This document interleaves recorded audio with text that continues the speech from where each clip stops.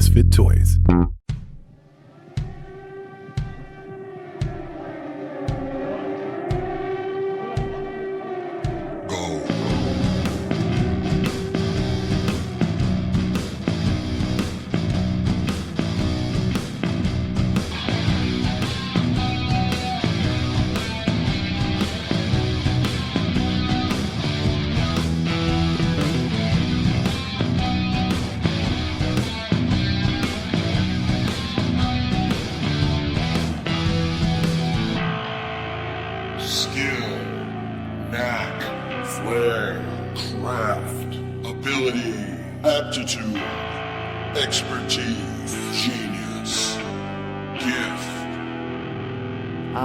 Fucking talent.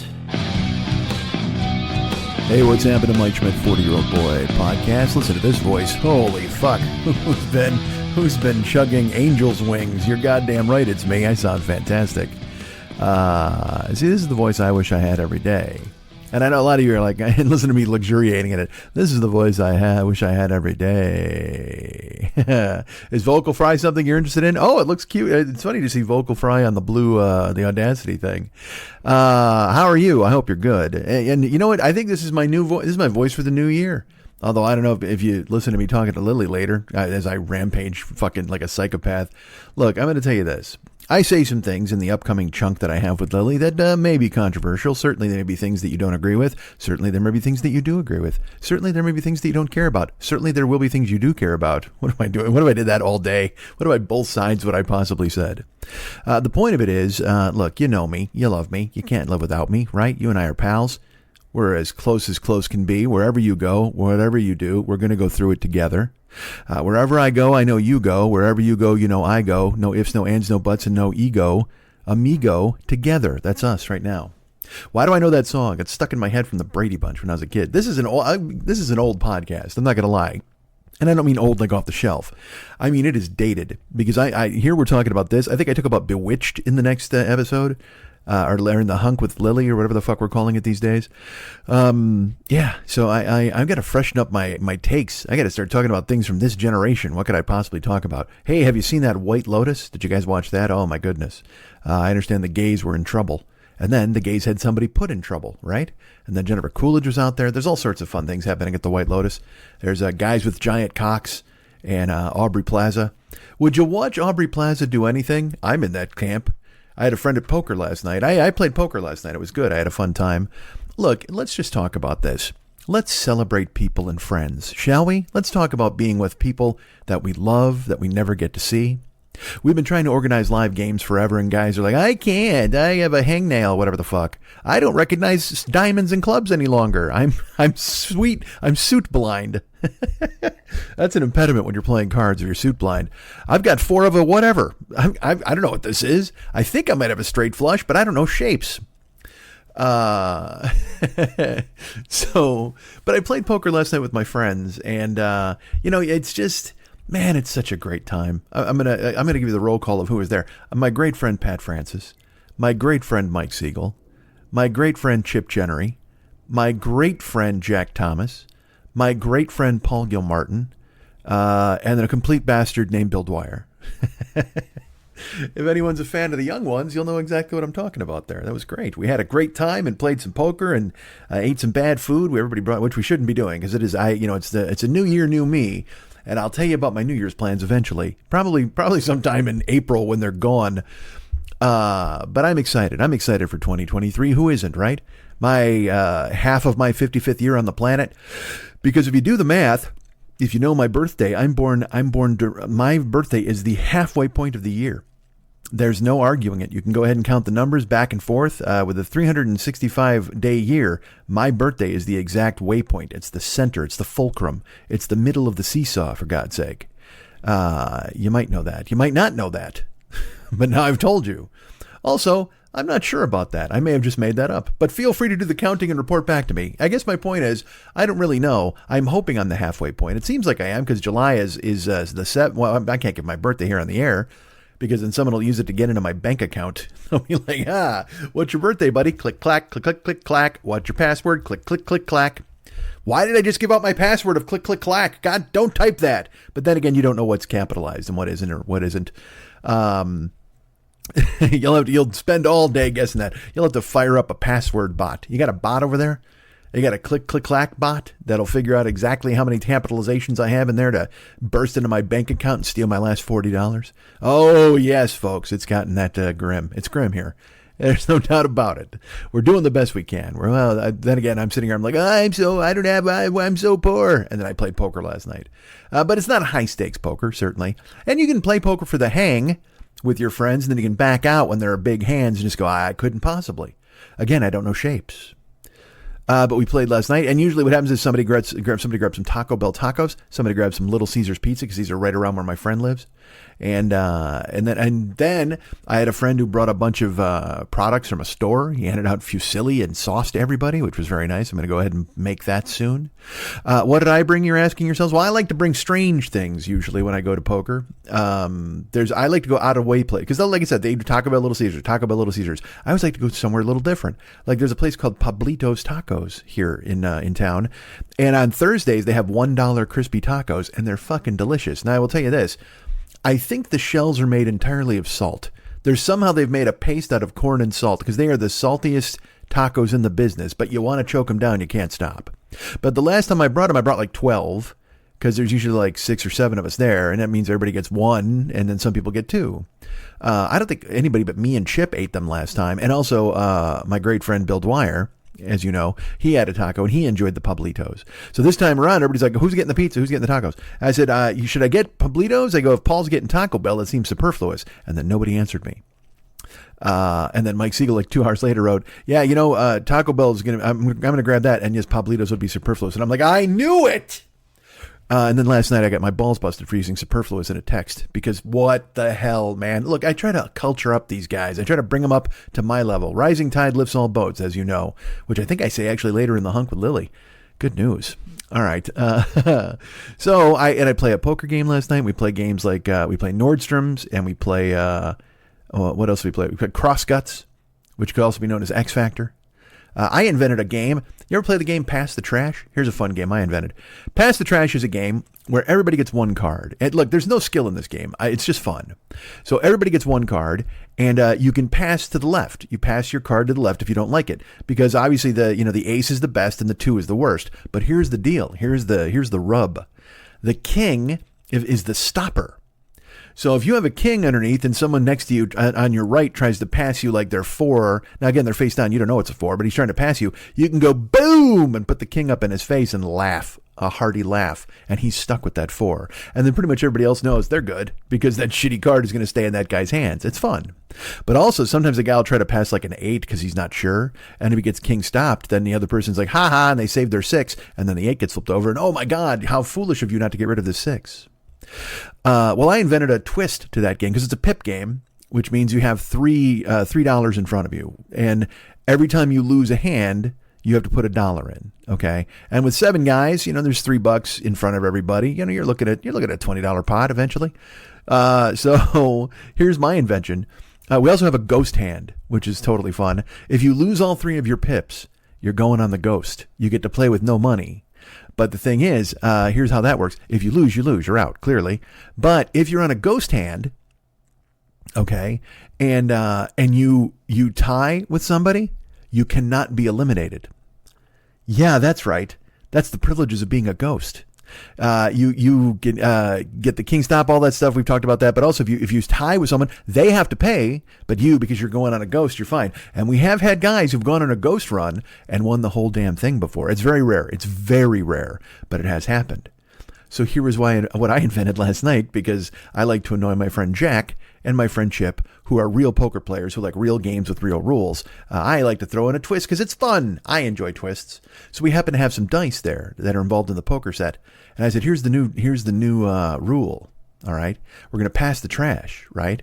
And it goes back around. And if you're on a ghost hand and you lose, you get to roll the dice. And if you roll doubles, you get to haunt somebody and take their money and they're out of the game. I love it. I love this plan. I'm excited to be a part of it.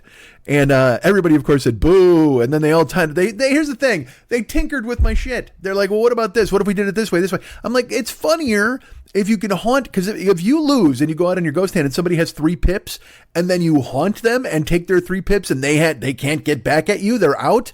That's fucking hysterical. And they were like, no, what if you instead did it where you took 1 pip? And I'm like, that doesn't make any sense. I don't like that. The whole point of haunting is like a ghost isn't going with a half measure. A ghost isn't going to be like, boo. There's no question mark at the end of a boo. A ghost has a fucking project and he's going follow through with it. So then we decided, they were like, what if you just did it? Because that's going to make people mad. And I'm like, we're friends. Nobody's going to get mad that somebody took $3 from them. But I guess, whatever. I lost in the end. I won because the haunting stayed. But it turned out you could only do it to the person on your left. So if you rolled the doubles, the guy on your left was out and you took all of his money and stuff. And we played. And it was crazy fun because here's the thing: once guys are getting eliminated, then they're like I got eliminated and Pat got eliminated, and then Jack was there. So then Paul, everybody keeps like Pat tried to go after Jack's money, I tried to go after Jack's money, and then Paul. So Jack was being besieged. It all depends on who goes out. I loved the haunting rule. I thought it was a fantastic plan. I had invented another game once we were playing, and there's a discard game. So you always burn and turn. You know what I mean? And my thing was, if you lost, you could pay $5 and buy the burn pile and try to make your best hand out of that and see how that went. Because we do play other games like that where you can pay 75 cents for a card, all this stuff, whatever the fuck. All sorts of different stuff. And I know you're like, what about Hold'em? Yeah, we played some Hold'em too. We played a couple of hands of that. And we play Omaha. If you don't know what that is, you get to use two of your cards in your hand to try to make the best hand out of a flop and whatever the fuck. Crazy fun, exciting. But I loved the idea of having the haunting. And then, sure enough, Paul Gilmartin, who was not there, he came there early and he lost a ton of money, and then he went to go play hockey, and then he came back to play, and he's sitting right next to me. And I told him, man, you missed my fun game I invented with the haunting. And he goes, I love this idea. So then he invented a game at the end of the night where we had to put 2 stacks of $3 in front of us. So $6 was in front of you. And then if you rolled a 7 or doubles, you could take somebody's money. And oh my goodness, it was skin of our teeth at the end. But Chip wound up winning that $30 pot, which was fine to close the night. But what a fantastic time. And you're just celebrating an exciting time with your friends. And I love poker, and I love my friends, and I love going out to do things because you're in your house. You know what I mean? I'm in my house all the goddamn time. Now, am I out there? Am I beating the bushes? Am I trying to find a thing to do? I am. I told you all last week. I have nothing to, I have no updates regarding that situation. I'll probably have more next week. And once I have them, I will drop them in your lap. But I went ahead and played poker last night, which was totally cool. And also, Happy New Year. Did I even say that to you guys? I don't know if I did. Happy New Year to everybody out there. I hope you're excited for 2023. I'm excited for 2023, so much so that I'm going to click this pen 2,023 times.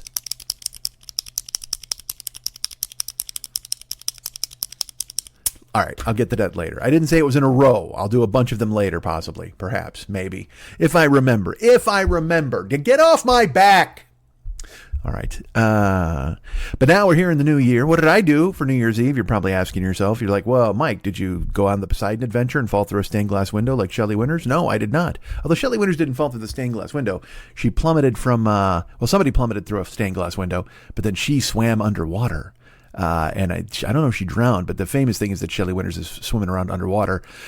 By the way, the Poseidon Adventure, I think I'm going to say off the top of my head, 1973.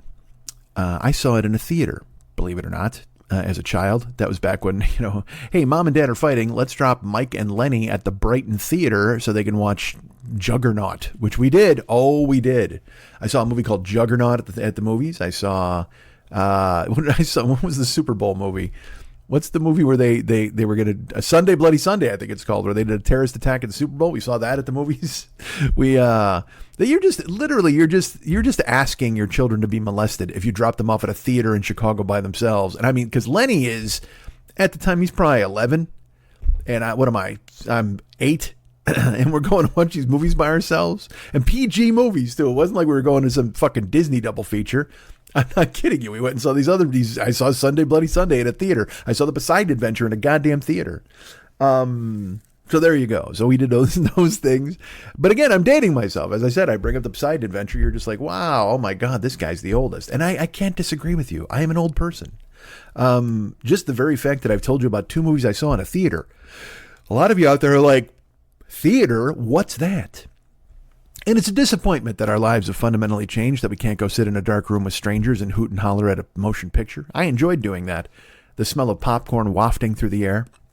Now everybody's got a fucking phone. They're immediately doing some food review about the hot dogs and then talking about the fucking, the Nicole Kidman bullshit. And it's like, oh God, watch a movie. Shut the fuck up and watch a movie. Please put your phone away and watch the goddamn movie. This is why when I pick a seat, because I usually go by myself to the theater, because again, nobody's doing anything with me. I sit back row, farthest left seat. Like literally the left seat on the aisle, back row. That's where I sit. Because I don't want anybody behind me. I don't want anybody around me. I try to go to the least populated screenings. And I know that's not hard to do these days with the old COVID swirling around. It's back. Have you heard?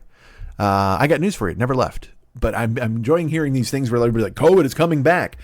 Oh, really? Back from where? Back from the other room? Because it never fucking left. Just because you didn't get it, just because the government said, you know what, everybody go back to work. Here's the thing. Put down your ventilators and everybody go ahead and sell somebody some fucking macaroni and cheese. You guys are the real heroes. You people out there are the real. You bring me some iced tea. You're a hero. You ring up this box of cereal. You're a hero. Absolutely. COVID does not exist anymore. Meanwhile, COVID is literally rolling down the aisles like tumbleweeds. Those big germs that they showed you that with like the fucking spikes coming out of it. You can actually see the germs now. COVID is so bold right now. It's actually 3 COVID germs in a trench coat half the time. That's what shows up at the fucking grocery store to get everybody. Now, if you're vaccinated, it's still no protection really at this point, where they were like, you get vaccinated, then you get boosted and you get boosted and you get boosted. Is it 3 boosters? Is it a Shea boost? What is that? A Shea boost? That's a term. That's a cooking term from France. Shea boost. I think is that a piping tool of some sort? Boy, I can't remember. Or is a Shaboost a sort of pastry cream? I watch a lot of pastry shows. Perhaps it's something like that. I have to think it's either a kitchen implement or it is some sort of delectable fucking topping. I have no idea. Cover my steak with Shaboost, please. Or, do me a favor, pipe out my mashed potatoes with a Shaboost. I'm covered either way. You know what I do? I say that to the waiter. I say both of those. And he picks the one that's right. Because I don't have to discern. Because he's a fucking hero. He can sort it out. I'm a fucking idiot. I'm just sitting at a fucking table doing a whole lot of nothing. This guy comes over and he goes, hey man, what do you want? I go, you know what? Pipe me out some potatoes out of Shaboost. And then cover my steaks in a thick and decadent Shaboost. And he's like, you know what? One of those is right. And I'll tell the kitchen. And then I sit there like a king. And then some guy walks by and I go, ice water, please, with a lemon in it. Why do I drink lemon ice water? Because it's for weight loss. No, I don't. But I hear that all the time. You ever hear that? People are like, oh my God, if you wake up in the morning and you drink a lemon ice water, you'll lose weight during the day. It's like, how about if you stop eating things that are bad and maybe exercise? Go walk. Do that. Instead of waking up in the morning and going, I'm going to drink a glass of lemon ice water, how about you wake up in the morning and take a morning constitutional? How about you grab a cane and a fucking derby and you go out and walk around the block? In your pajamas. Maybe you change your clothes too. I'm not going to tell you everything to do. What do you want? A whole fucking checklist of what to do in the morning? God damn it. Do your usual morning checklist. Just dump out the ice water and submit a hat and a cane and then go outside and say chim chim chiroo to everybody you meet. Isn't that's what, chitty chitty bang bang, I think? Chim chim chiree. Chim chim chiree, chim chim chiroo. I am a guy who drives a flying car. I used to be married to Mary Tyler Moore and then I tripped over an ottoman. In Chitty Chitty Bang Bang, there's a guy who steals kids, right? Isn't that a spooky thing? Every time somebody's like, what's the scariest thing you remember from your childhood? Someone's always like, oh my God, there's some fucking guy in Chitty Chitty Bang Bang who would steal kids. And here's the thing. I understand why that's a terrible, terrible thing. I understand why it's a threat. When you're a child, you're constantly thinking you're going to be stolen. Take it from me, who had to use the bathroom by himself at the age of 6 in a movie theater in Chicago. I could have been scooped up and taken away by anybody. How the fuck was I not? I mean, I've had enough weird shit happen to me, but how did I avoid that? And again, because then you'll see all these memes. It's like, Gen X doesn't care. We lived a life of latchkey kids. It doesn't mean it was good. Just because you had to come home in the afternoon and make your own bologna fucking sandwich, wait for your mom to get home at 8 o'clock to make a real dinner, or you could actually start dinner. Because that's another thing. I will say this, again, like I've always said, I like cooking. I don't have the patience for it because it's just me too. That's one thing. Who the fuck cares about me? But if I have somebody here, I like to cook. If I involve myself in a cooking extravaganza with somebody, that's fun. But when I was a kid, we had to cook. We had to start meals, and a lot of it was out of an envelope or a box. But we also made meat. We had to take chicken breasts or thighs or legs or whatever the fuck out of the package. And, you pat them dry. And sometimes you cover them in a cream of mushroom soup and make a nice, delicious sauce. Or sometimes, you just go ahead and you make them with garlic salt and pepper, and you put those in there and you cook them up. That was another thing my mom told me. She's like, you got to season it. You can't just cook chicken dry, blind. Don't cook a blind chicken is my point. Can a chicken be blind? How would you know? If a chicken was born in your fucking farm and he's outside, how would you know if he's blind? Because chickens just walk in a circle all the time anyway. What the fuck? They don't know where they're going. I guess if you threw food out and everybody else went for it, and the chicken was just like, I don't know what's happening right now, but it sounds like everybody's on the other side of the yard. Perhaps I should go over there. And then he bumped into a fucking cow. Maybe that would happen. Let me ask you this. Why are the cows in the chicken pen? Somebody get out there. We need a bouncer at this farmyard. Hey, there's no fraternizing. No chickens with the cows. No cows with the fucking pigs. Somebody build a fence. We need to hire some guys. This fucking farm is woefully understaffed. All right. So I hope you had a good New Year's celebration. I don't know what you did. I was in Arizona. I went to Arizona last week. I don't know if I told you guys this. I wound up getting on a plane. I was leaving on a jet plane. Didn't know when well, this is a lie. I also don't know when I'll be back again, but that's a lie. I knew exactly when I would be back. Although with the chaos in the air the past couple weeks, I could say truthfully, I didn't know when I would be back again, but I went to Arizona, which was totally fun. I went to see my great friends, Justin and Mary, and they brought me there. Like it wasn't even like, you know what I mean? I told you this. They whatever. I didn't go. They essentially summoned me and were very nice. I had to take a cab. I talked about that with Lily. Had to deal with the Southwest attendants, which, those people were fucking hangdog and beaten down, but they were still very nice to me. I have to admit, I got very lucky because I missed all the fucking shenanigans. I didn't leave till Friday. And everything took place early in the week. And I kept getting these emails where they're like, we should be okay by Friday. We're going to be back to regular service by Friday. And I'm just like, yes, of course, because I'm a flying king on Southwest. And then they offered me a $300 credit. I don't know if that's because I flew or if every Southwest customer wound up getting the $300 credit. I have no idea. But I look forward to cashing in that credit and then canceling the flight. It's going to be fun. Hey, you know what? I'm going to cash in this credit and do this. And they're going to go, great. Can't help you. Sorry. We're grounded because we don't pay anybody what we're supposed to pay them. And also our computer service, it would be up and running if it wasn't for the fact that the hamster died. He's in the wheel running and he's getting all of this fucking stuff. Sparks are flying out of his cage. And it turns out that the computers don't work.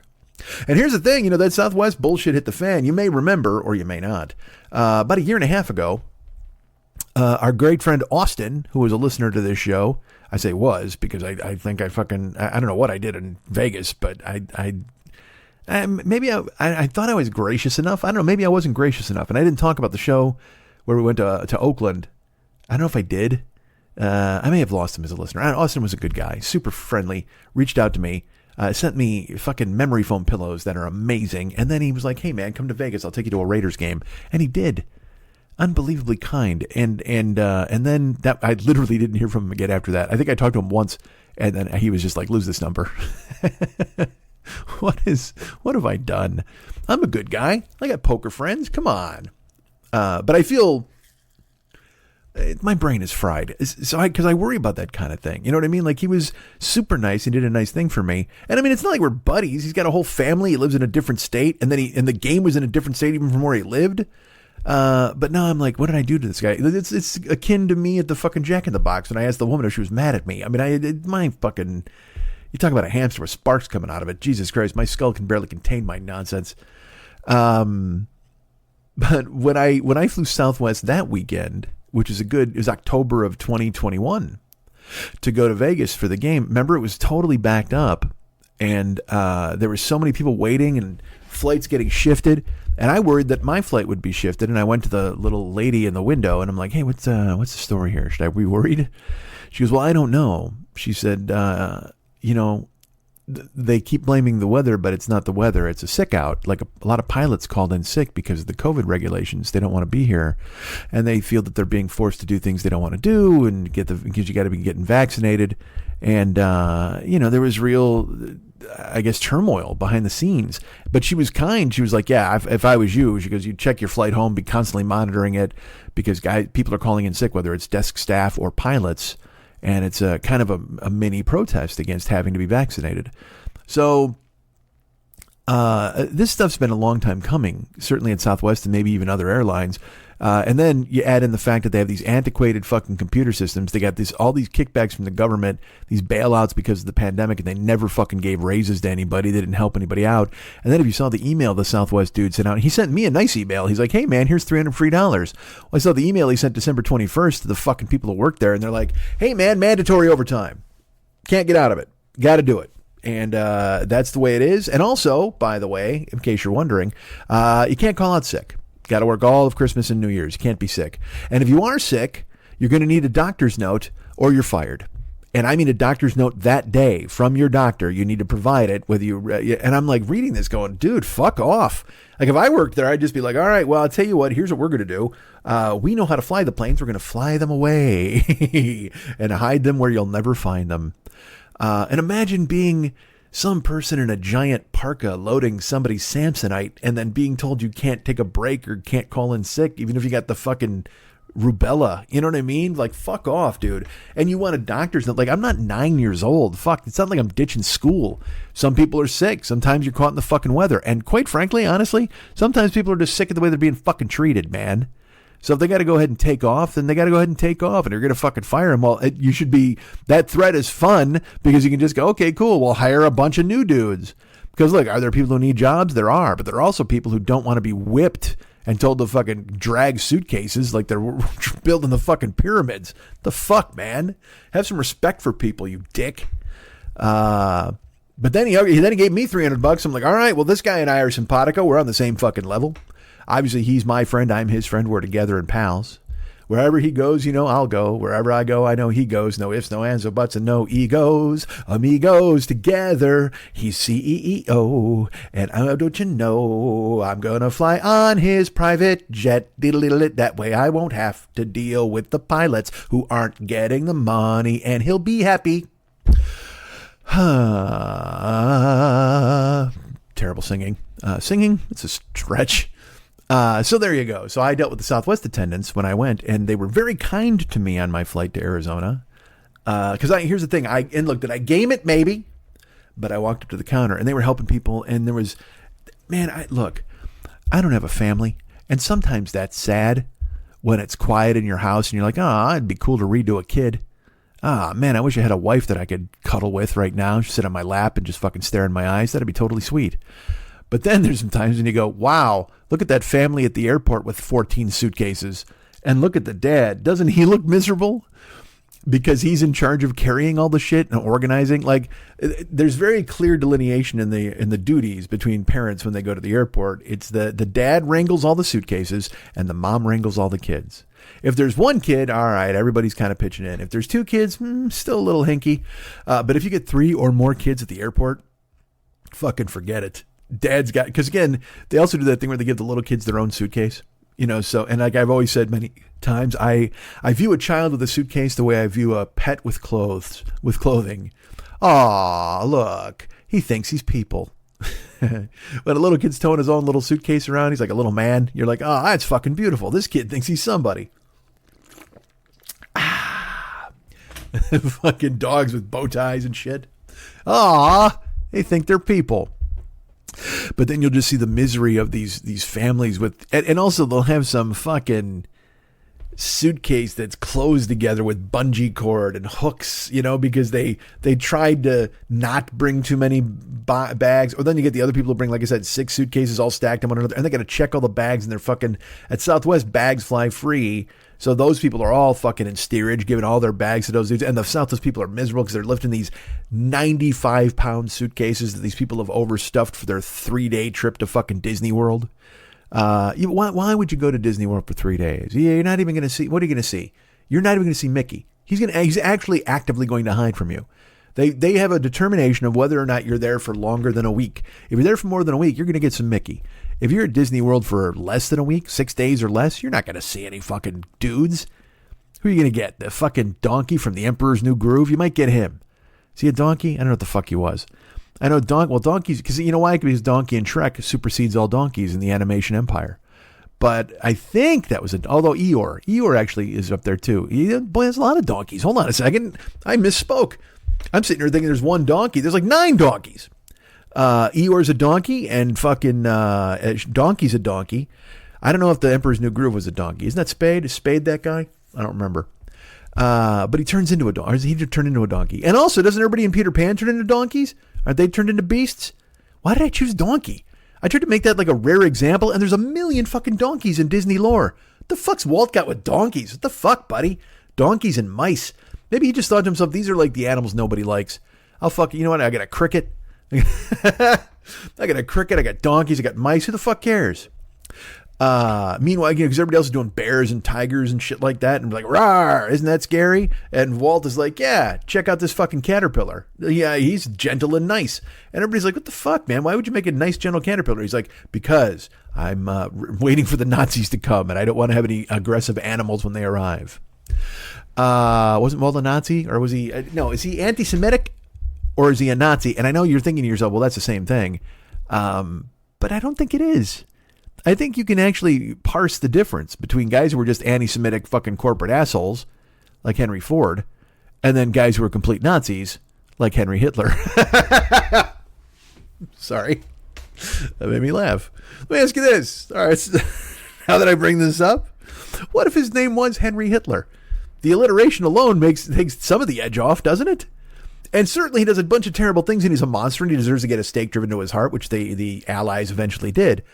But in the beginning, I mean, well, look, also, I guess we kind of ignored him anyway. Even when he was Adolf Hitler, everybody let him get to a point where he's fucking nuking entire goddamn races and ethnicities. And then they went, hey, we should do something about this fucking guy. But do the French fall prey to Henry Hitler? Does anybody, if you went scream, if FDR screams into a microphone and he's like, there is nothing to fear but fear itself. We will stomp the forces of Nazism and Henry Hitler. And everybody goes, that sounds like a friendly neighbor. I can't possibly get behind hating Henry Hitler. You know why? Because I don't go with Triple H's. Adolf Hitler's easier to hate. And then the haircut and the mustache. He didn't make it fucking hard, right? You know what I mean? You looked at that fucking... All right, I go this way. I got to be honest. If you saw the haircut and the mustache first, and you went, who the fuck is this whack job? And somebody went, that's Henry Hitler. You'd be like, you'd still hate him. You'd hate him because of the haircut and the mustache. You couldn't get past the look. And then the tight anus mouth. Oh, Hitler, what a fucking jerk. I don't think I'm speaking out of turn when I say to you right now that Hitler was a jerk. Whether it be Adolf or Henry. And also, people don't realize this. Did you know that that Hitler's twin brother Jesse died at birth? He did. He certainly did. So Jesse Hitler died at birth. He was actually buried right there in the backyard at Hitler's happy house. Hitler's hash house. He had a breakfast place. I don't know if you know this. Hitler had a breakfast place. Before getting into genocide, he thought to himself, you know what I want to do? Waffles. This is a guy. You know, and here's the deal. He was Happy Henry Hitler's hash house, and that's why I thought he was Henry Hitler, because I'm remembering his breakfast days. I'm remembering when he was giving you fucking a meat and 3 sides. That's what he was doing. And he was a breakfast cat. He was sitting there. He's making you Dutch babies. When Happy Henry Hitler's hash house served you a Dutch baby, and you tasted it, you're like, this is super delicious. Man, what would I do if this guy started killing the Jews? I don't know what I would do. This is a delicious Dutch baby. Who do I side with?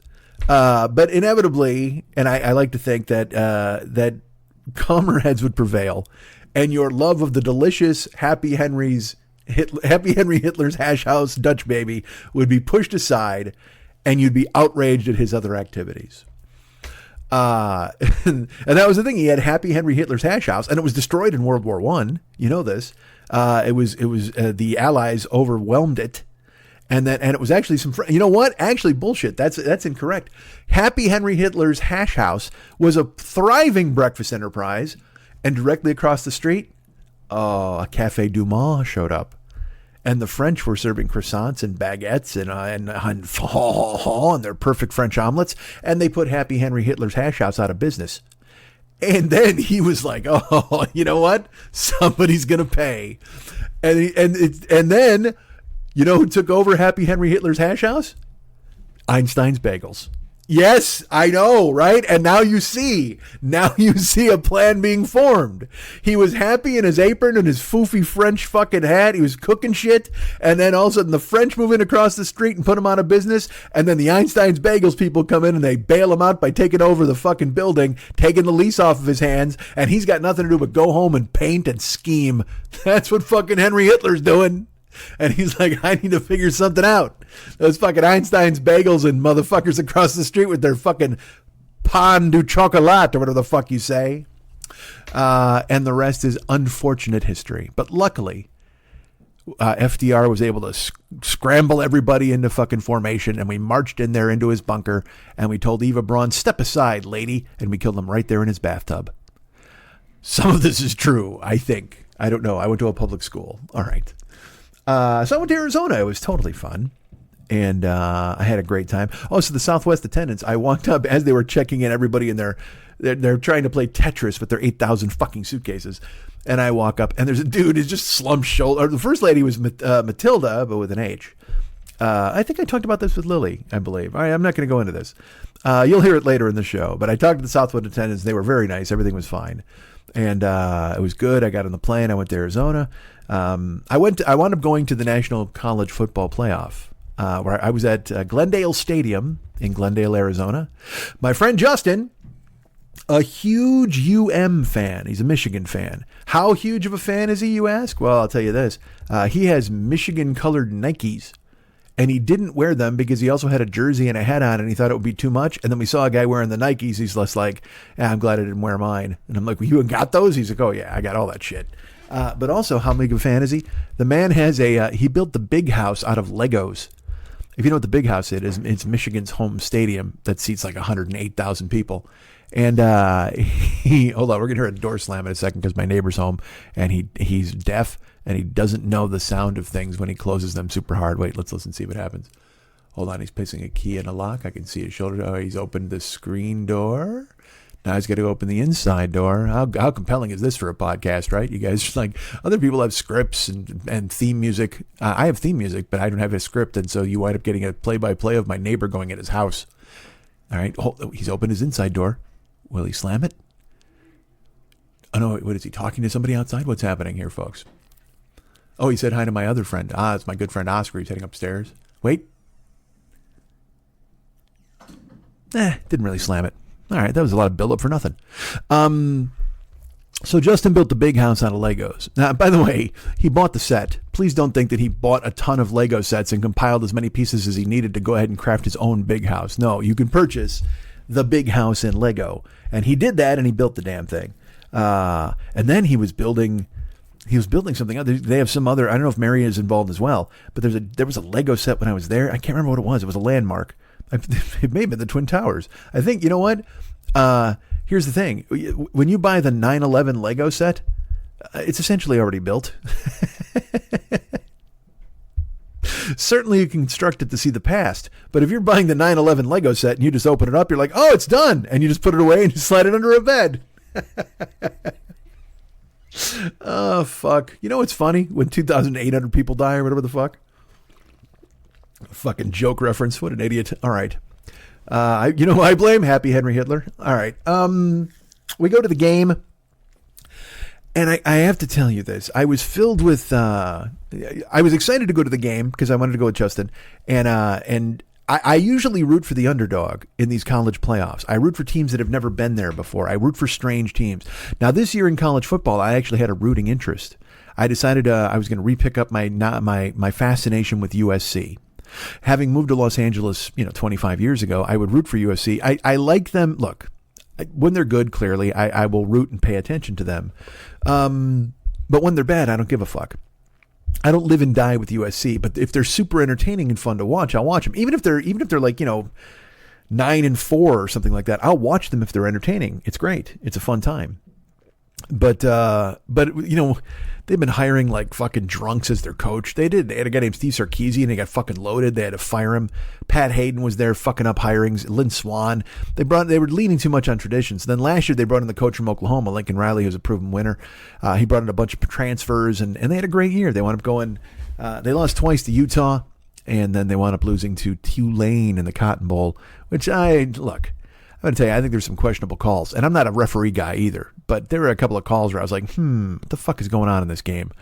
But what's funny is if you go to social media, this is totally true. Justin and I are watching the game with the sound down. The Cotton Bowl, Tulane and USC. And we're like, boy, that's a fucking terrible call. Man, that's a terrible call. How the fuck is USC getting shafted on all these calls? And then if you go to, I went to Twitter and I started scrolling. And everybody's like, boy, the refs really want USC to win this game. Oh, my God, the refs are in the tank for fucking USC. And I'm like, what? And that's the nature of people rooting for the underdog and rooting against a big school. They always think the big school gets the calls and the little school's getting fucked. And I can see that. You know what I mean? When I watch the game sometime, you're just kind of like, oh, man, it seems like they got a bias here. But boy, oh, boy, I watched that USC game with the sound off, so I'm not being influenced and whatever the fuck. And there was a touchdown where the guy kicked the pylon, but I guess it was set up wrong or something. There was a clear face mask and a roughing call on a kickoff, and they didn't call it. It was weird. It was just a weird thing, and I don't know. It just seemed strange. So I usually root for the underdog. Like normally, if it wasn't USC, I would have rooted for Tulane because I was excited for a fun game. And also, that game didn't really mean fucking anything, the Cotton Bowl. So I wanted USC to win, but at the same time, I was still excited for Tulane. It was pretty cool. They haven't been to a bowl game in 35 years, and their fans are going crazy. It was pretty sweet. I like that. When a team that hasn't done anything all of a sudden does something, I kind of root for them. So in this college playoff, there's 4 teams. There's Georgia, who won last year. There's Ohio State, who wins all the fucking time. There's Michigan, who was in the playoff last year and wins a bunch of times. And then there was TCU, Texas Christian University. And their story is fun. Like it's their first time in the playoff. Their fucking mascot is the Horned Frogs. They got a weird looking dude with a fucking mask on. And the fans have adopted Hypno Toad as like their surrogate mascot. And they all cheer and yell his name. And then they do this like ooh-wah, boo-wah, TCU cheer. It's fucking crazy. It's college bullshit. And I love that kind of stuff. I'm always ensnared. However, I am there on God's good humor and Justin's, generosity. Jesus Christ, I couldn't think of the word. So I'm a Michigan man. I'm there to root for Michigan. We go to the game, and I was... I find this happening to me a lot. And it's been happening to me for a while. I loved the atmosphere. And there were people there who were rooting for TCU. We sat on the Michigan side of the field. But people clad in purple, people clad in maize and blue, and we're lined up to go in, and people are chanting, go Michigan, or go blue. And then people are saying TCU, go blue, TCU. They're having rival chants and stuff. But I looked around, and people my age who were going to the game, they had their gear on, and a lot of them looked like the people who stormed the Capitol on January 6th, on both sides. On Michigan, I looked at Justin at one point, and I go, how many of these people plotted to kidnap a governor? Because the Michigan dudes are all kind of big with the big frosty, they look like me. I can't lie. They have big gray mustaches and big jowls, and they just... But here's the thing. They've made something of their lives. Whether they worked hard or however they did it, they're able to travel from Michigan to Arizona to support their team and wear their gear and tailgate and have fun and yell. And I had to admit, I pined for that a little bit. Because, again, I'm, as you'll hear later and you've heard previously, I'm scrambling a little bit right now. I love talking to you guys, and I love doing this. This is what I do. But at the same time, you start to go, all right, should I have done that? Should I have done this? Those I should have worked harder at everything. We know this. So these thoughts echo as I see successful people, and you might, let's put it this way, people, you don't have to be Elon Musk to be successful.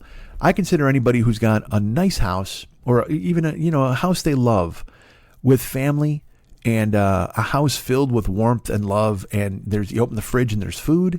And you got, your truck or your car, and and you see your friends on the weekend, and you work hard at your job. Like anybody who's doing that is to be admired. And I see those things and I covet them.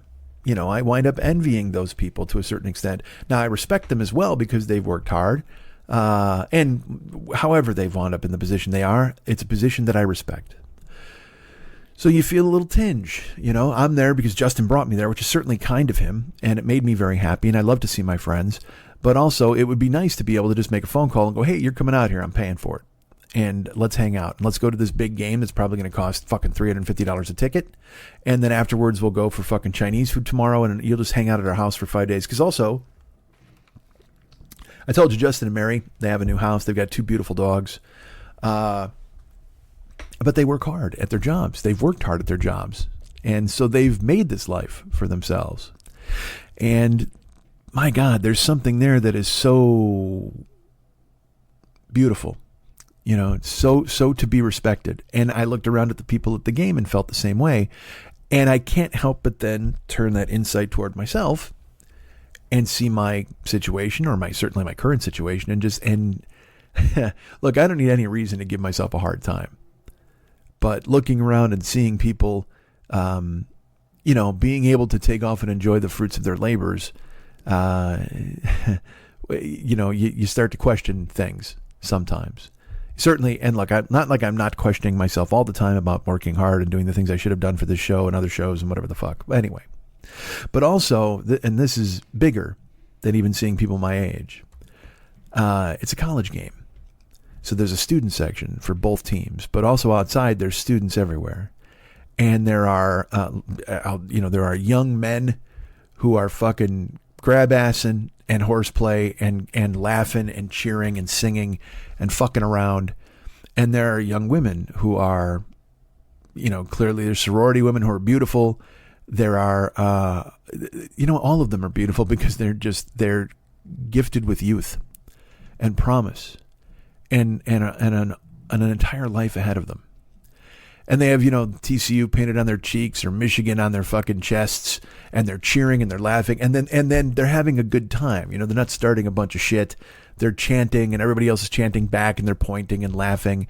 And I didn't go to college, I missed that. And I don't think about it until I'm in that sort of scenario where I'm surrounded by people who are in college or are going to college, and you realize what you missed. I realize I missed 4 years of camaraderie. I realize, I have the friends I grew up with, the guys I knew in high school. And then I know a bunch of comedians and people like that who I've met, but I don't have the college friends that people have. It's funny, we'll joke around, my buddy Dennis, when we do our trip in March to spring training, it's always been us, the guys I grew up with. And then the last couple of years, Dennis is like, well, I got some other guys I know, and from work or from school, and I'll hire. And you're just like, hey man, I don't want to meet your fucking new friends.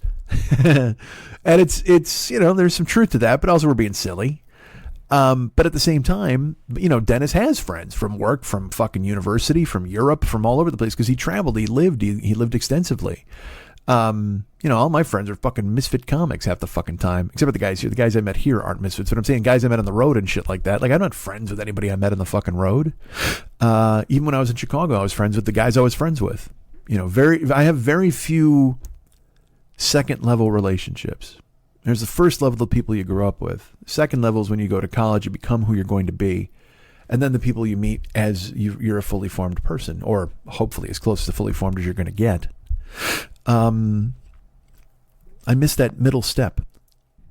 And so, surrounded by successful people and surrounded by young people filled with promise, you can turn the spotlight inward and start to wonder what you've done. So I had a fantastic time, and I loved seeing the game, and I loved being with my friends. But also, it was a bittersweet 3.5, 4 or 5 hours, because I was surrounded by what could have been and also by what never was. And it's hard to not focus on those things, particularly when you're in the situation I'm in now, which is a situation of my own creation. But if you're a thinking person, if you're a feeling person, you can't help but wonder what could have been and rue what should have been with any sort of effort on my part, or quite frankly, the environment I was raised in. If that had been different, what could I have been? How much could I have done? And you'll hear people say, well, you don't have any responsibility for that. You just, once you grow up, it's all you, man. It's on your shoulders. You can go ahead and make what you want of your life. It's there for the taking. Yeah, you would think so. And it is there for the taking if it wasn't for the obstacles that you've set up for yourself because you've been influenced by the life you've lived to this point. And your upbringing has a gigantic part of that. Your upbringing has a gigantic amount of credit or blame for wherever you are now. Yes, you could have. There are people who are like, I'm seizing the day. It doesn't matter that my dad shot my mom in the face. Well, good for you. But sometimes there are people who didn't get the tools they need to seize the day. Sometimes they're the people who wind up filling themselves with hope. And instead that hope is curb stomped by doubt. These are real things. So I had a fantastic time at the game, but every once in a while I would turn and I would see some young people celebrating or cheering and thinking to myself, man, they in 30 years, I hope they don't look at another couple just like them and wish they could have been that. And remember the promise that they had and that they squandered. I hope they live. I hope they bloom. I hope they live exactly the life they want to live. And they're happy and content and kind and do everything they can to make everyone in their everyone whose satellites around them, anyone involved in their life and themselves happy and content. Because it goes fast. And you can absolutely fucking miss it. And I'll be honest with you, I don't know what's worse, missing it and being oblivious, or missing it and being hyper aware of the fact that you missed it. And then spending every time just fucking wondering what you should have done, what you could have done, why didn't you? Just an absolute fucking avalanche of questions and regrets. Try not to have them. It's inevitable. You'll have at least one or two. Try not to have a fucking ocean of them. So I went and had a great time. Sounds like it, doesn't it? The game was fantastic. It was, if you didn't see Michigan and TCU, even not as a football fan, if you watched it, it's like a circus. And in the fourth quarter, the third quarter alone, there was like 5 touchdowns. Fans were going crazy. The only sad thing was, like I said, my friend is a huge Michigan guy, and it started to, Michigan all of a sudden was down 14-0. And we thought for sure they'd come back. It was going to be fine. And they did. They actually cut it to 3 points right at the beginning of the fourth quarter. And it's just a matter of inches, man. They gave up like a 75-yard pass because a blitz didn't get home. And they just, and TCU played their asses off. I don't want some fucking horned frog fan going, you don't disrespect the frog, whatever the fuck. They did, Justin and I talked about it. TCU did everything they needed to fucking do. They played a perfect game because, look, they scored 51 points and turned the ball over 3 times. That's unheard of. And it's because they had 2 pick sixes. They just played a fucking amazing game. Michigan didn't play the game they should have played, but they had a stride too where they looked unfucking touchable. They outscored TCU 39-31 in the second half and lost. Again, it all came down to 4 things. It was like 2 pick sixes. Michigan ran a fucking Philly special down on the 2 on 4th and goal, which made no fucking sense. And Michigan fumbled on the goal line. So literally they gave away essentially 28 points. And it's funny. Justin said that even if they gave a field goal on the Philly special, that's 24 points they gave away. It's true, they did. And man, there's just nothing you can do about it. It wasn't their day. So TCU moves on, and now I can, because they've moved on. I can absolutely root for TCU and be happy. TCU and Georgia is this coming Monday, and I can sit there and go and say, go Frogs. Dogs. I'm excited about them. Good for them. I want them to win. I want them to win for their fans who've never seen that sort of thing. I want them to win because I think it's good for college football. They're expanding the playoff, I believe, next year. So anything that gets more kind of not Power 5 teams involved makes me happy. That's much more fun as a sports fan. I mean, and look, there is something to said about watching Titans slug it out. If Georgia would have played Michigan, or Georgia played the Ohio State, because also that game was fucking bananas. Those are fun. I mean, I don't want to see Alabama. I'm bored. Alabama's the Patriots of college football. I don't want to fucking see them anymore. Doesn't mean I don't think they're great. Doesn't mean I disrespect what they've accomplished.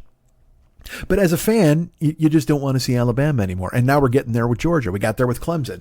There are certain teams, Ohio State, you just don't want to see them. Michigan at least was different. They're kind of a breath of fresh air to see them in the college playoff. They've made it 2 years in a row now. Now, if they make it again next year, then by the fourth year, you'll be like, all right, enough of this. But it's worth it to me when you see these underdog teams. Like when Boise State beat Oklahoma in 2007, it was still the fucking greatest game, and they won on a Statue of Liberty play. It was fucking crazy. Go Google it. Go Google. I defy you, even if you don't like football right now, go to YouTube. Well, not right now. You listen to this, and I'm a genius. If you go to YouTube and you Google like Boise State Oklahoma Fiesta Bowl, just watch it's like probably a 12-minute truncated highlight video. Watch how crazy that game was. It's just an amazing entertainment. And Boise State was some team that everybody thought they were going to get worked. Now, I will say it works two ways. Boise State played Oklahoma, and Boise State wound up winning. And everybody's like, boy, this is fucking awesome. How great. And then in another game, Georgia wound up playing Hawaii. And everybody's like, yeah, Hawaii, awesome that they sneak in. And then Georgia, I think, hung 60 on them. I mean, it was fucking depressing. Because fucking Hawaii's filled with a bunch of guys with fucking apostrophes in their names. They're not going to win this fucking thing.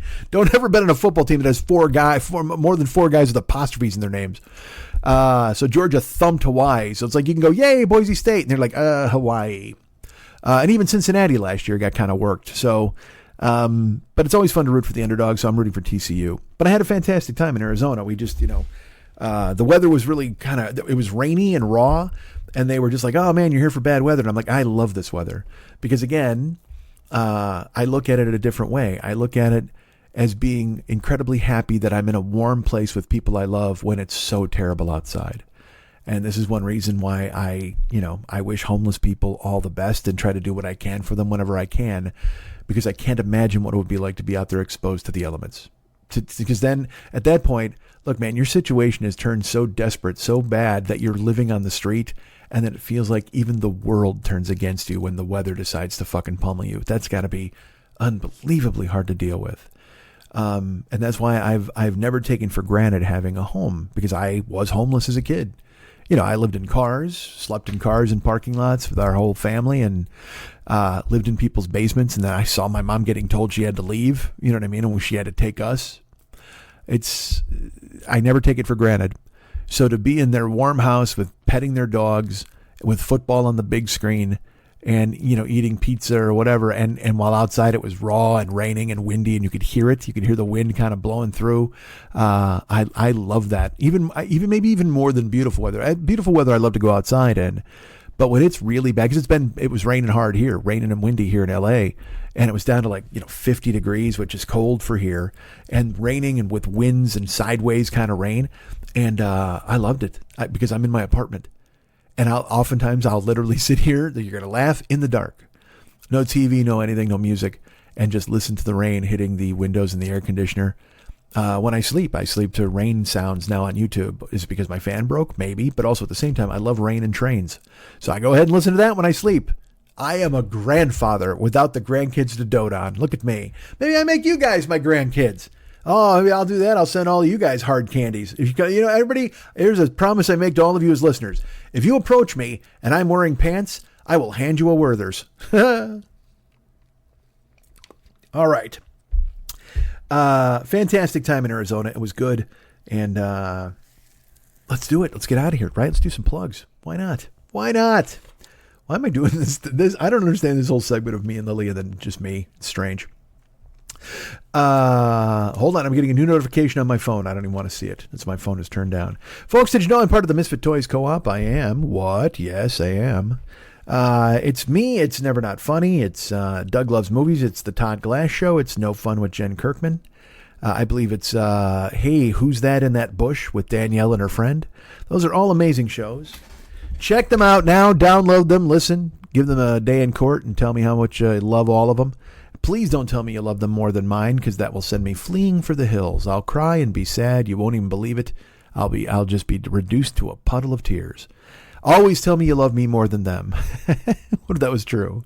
But then again, nobody's going to write me and go, you know what, Mike, I actually like Doug Lugg's movies more than you. And I'd be like, all right, I don't know what I'm supposed to do with this information, but good for you and us. Never Not Funny, Doug Loves Movies, The Todd Glass Show, No Fun with Jen Kirkman. Go check them out right now. They are available where your finer podcasts are dispensed. That's the Misfit Toys Co-op. I'm proud to be a part of them. Hold on, what's happening? Oh, we're picking up where we left off at 2023. Still got to get, I think we're probably 2,000 behind. No, I've done more than 23, right? I don't know. Who knows? Folks, you want to hire me for Cameo? Of course. Oh, wait, before that, let's talk about the other podcasts who love us. The Paranoid Strain podcast is my fantastic friend, Fearful Jesuit, and his faithful companion, Danny Unicorn. They are going through the trials and tribulations of the world. They are tearing apart conspiracy theories, tearing them asunder, if you will, showing you the soft white underbelly of all these people and their nonsense. And right now, we've got some bullshit going on I don't know if you've been paying attention to what's going on in the, what do I call it? The House of Representatives. They're trying to elect a leader of some sort. And, right now it's being held hostage by these, look, people call them the crazy caucus. I don't know what the fuck people are calling them. All right. But I'm going to say this. This has been going on now for like 5 days, where they refuse to elect a speaker. They refuse to flip. They're not giving their votes. It's nutty fucking as a fruitcake Matt Gaetz and Lauren Boebert. And they've even lost this, like, MTG or MGT, Marjorie Taylor. Yeah, MTG. She's on the side of the majority at this point. But it's these 20 hardliners, last time I checked, and they refuse to flip. All right. They're out there and they're like, nah, man, we're voting for who? I mean, are they serious or unserious? I don't know. I can't parse it along. I mean, I look, they're unserious when they're voting for Donald Trump to be the Speaker of the House. Yes, that's unserious. But they're holding the House hostage and just sending a message to Kevin McCarthy, and they're getting concessions. And here's the thing. As much as I don't agree with these fucking people, all right, I think you honestly have to respect that they won't cave. They won't give up. They continue to do this every single vote. I don't agree with any of their fucking politics. I think they're fucking nuts. But a lot of people are saying this is like an attention-getting stunt, but they're ignoring the fact they are getting the concessions that they want. Every time they beat this guy, he comes back with more bullshit for them, putting them on committees, giving them snap votes, all this kind of dumb shit, and then they turn the screws on him and they get more. It's fucking working. Yes, we're all laughing at them. People are like, oh, haha, it's hilarious. This is so funny. But they're fucking winning. Maybe, and again, I don't know. What the fuck do I know about politics? I'm a fucking comedian. But maybe if progressives, your AOCs and your Illinois and people like that, if they did something like this, maybe we'd be getting Medicare for all, or at least working toward it, or having a discussion about it, or some other equally important fucking policy, right? Don't you think? If progressives somehow held a line and held other people accountable, and you're going to be like, well, both sides or the other side or the majority and all this shit. Yes, I know. And please recognize, again, I'm a comedian. I'm just giving my thoughts. But these people are doing exactly what they were elected to do. People voted for these people and wanted them to disrupt the way that government fucking works, and they are doing it. And they refuse to cave, even in the face of the fucking blowtorch of the media and the fucking fellow Republicans who make fun of them and call them crazy. They are holding the fucking line and getting shit they want. I think they're fucking bananas. But at the same time, what they're doing is fucking working. And you have to look at it and just be like, man, oh man, at least, they're bananas. But they got the fucking courage of their bananas convictions. You know what I mean? They're holding it down. I mean, if this was for attention, all right, because people are saying that too. This is for attention. This is all so people will fucking notice them. Well, dudes, if this was for attention, they could have stopped after 2 fucking days. You know what I mean? If this was for fucking attention, they could have done it for 1 vote and said, okay, we got our point across. But they've kept going. They're really fucking with things, and as warped as they fucking are, this is taking solidarity and conviction to do what the fuck they're doing. Because there have been tons of hollow gestures in the past. Point of parliamentary procedure. Some protest vote or bullshit. Someone thinks they're sending a message. They think they got their point across after disrupting one fucking vote. But these motherfuckers are dug in and they will not back the fuck off.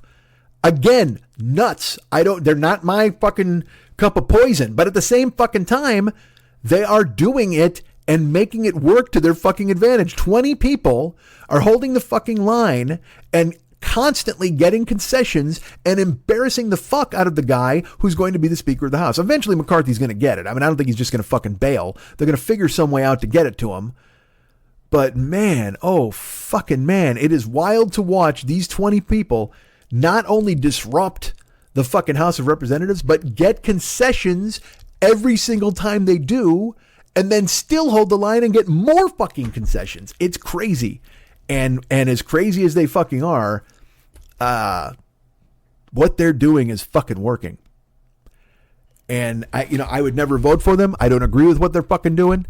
But maybe, if somehow there were some sort of progressives who tried to hold Democrats, instead of sending me fucking emails all the time telling me I got to go vote for I got to give money to Georgia, or I got to vote for this person or that person. If there were progressives who went, you know what, man, we're a block of fucking 20 and we're not with you. We're not voting with you until you give us this. And then, you can see right now how effective this is. There was a clip of Matt Gaetz talking to AOC. There was a clip of Matt Gaetz. They're on the floor and they're talking, and people try to read their lips and figure it out. And everybody's like, oh my God, why is she talking to him? Or, oh my God, why are they talking together? And I can only hope AOC, who I believe is smart, and I think she is someone who wants to make things right. And I can only hope that she's watching what's happening here and going, and getting emboldened and going, you know what? We could do this. We could actually fucking do this. Instead of being part of the machine and playing the game, you could actually fucking throw a wrench into the works and try to fight for things that people want and need. Who knows? Because look, these people aren't fighting for things that people want and need. They just want more crazy invested in their crazy. But I'm saying, and again, yes, I know you're going to be like, but I voted for them and I believe, yes, I know we disagree on politics and that's fine. But what I'm saying is that if somehow the Democrats, if AOC were to lead a gang of 20 who would refuse to play ball, who the fuck knows what they could accomplish? And you know who's good at tearing these kinds of things apart? Fearful Jesuit and Dana Unicorn over there on the old Paranoid Strain podcast. In 5 years, they'll be doing a segment on what's happening right now. You're watching in real time something that eventually Fearful Jesuit and Dana Unicorn are going to fucking tear apart and show you the real machinations of. And that's why you should subscribe to this podcast. You find it wherever the best podcasts are. You listen to them doing their amazing work all over the goddamn place. Go ahead and follow and subscribe to their show, please. And also, if you would, if you want to write them a note and tell them you heard about it here, that's fantastic. Leave a review in the iTunes podcast space and say, hey, I love this goddamn show. That helps him out, really. And so your voice can be heard. Go ahead and leave him a review and subscribe to the show. Most importantly, subscribe and listen, because goddamn, it's really good work. The Paranoid Strain, podcast available wherever you find your finer podcasts, here and everywhere. Now let's talk about our great friend David. Who's that? Well, I'll tell you. David Hernandez is my good friend, and he runs the show over there at the Phlegmcat Podcast. What? Yeah, that's right. It's 4 words. The Phlegmcat Podcast. And it's Phlegm, P-H-L-E-G-M, in case you don't know how to spell it. The Phlegmcat Podcast is available also wherever finer podcasts are given or sold. You can find out, first of all, from David, all the cool things that he's got going on in his life. If you want to be his friend at Facebook.com/DavidMexHernandez, sign up over there. Also, you can peruse all of his artwork and stuff that he's done there in his photos section, and possibly, maybe, get him to do some artwork for you. Wouldn't you want that? Don't you want this man to do some artwork for you? Why, I would imagine you would. And you can go ahead and buy that directly from him. If you go to Facebook.com/DavidMexHernandez and go through his photos, you'll see his sections of his artwork and see. And just recently, he started painting a guy named Doug. Maybe you buy a Doug for yourself. Why not? But then listen to the podcast, the Phlegmcat Podcast. He's just kicked off year 4 of the Phlegmcat Podcast. More merriness, merriment, happiness and merriment with Derek and David and all the other cast of characters he's got over there. There's songs, there's frivolity. Go check it out, please. The Phlegmcat Podcast, available wherever iTunes or Spotify or Amazon, wherever your finer podcasts are given out for free, because his show is free all the time. Now, eventually he may go to a pay type scale, although that isn't anytime soon as far as I know. But check, but if you subscribe to it, then you'll know more than I will. Why don't you do that? Because I already subscribe to the goddamn thing. But if you subscribe, you're a better listener than me. So you'll go ahead and be able to glean in between the lines what he's saying, and you'll figure it out. Put on your Swami hat and deduce what's going on with him and Derek. The Flumcat podcast available now. Check it out. Leave a review too as well. You can do that. Leave a review in the iPoons. Oh my God! Don't get me started on iPoons. You don't even want to know where you got to plug that in. So check it out in the iTunes podcast space, and please leave him a review. That'd be great. Who wants to hire me for Cameo? Is it you? This stuff that you just heard for the past hour or whatever the fuck? Wouldn't you want this in bite-sized form on your phone? Of course you would. And wouldn't you want to see me doing it? See my face as I talked it out? I think you would. I'm here at Cameo waiting to be hired for birthdays, for anniversaries, for Memorial Day, for a president's birthday, for Eddie Van Halen's birthday. That's coming up this month.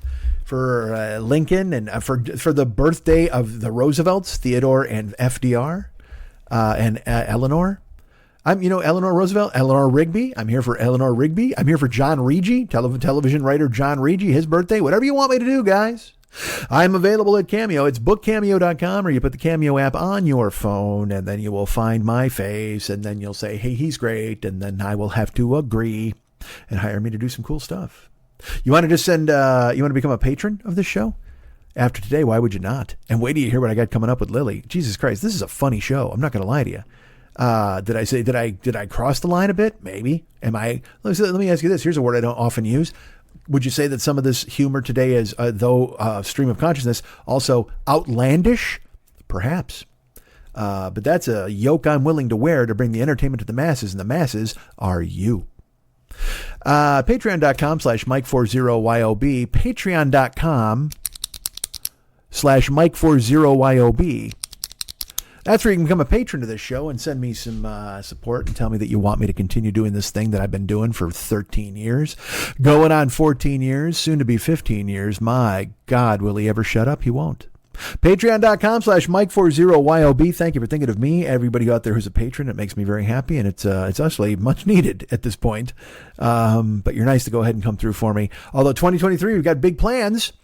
Certainly hopefully things will be changing for the better all over the place, all over this great land of ours, starting with my apartment.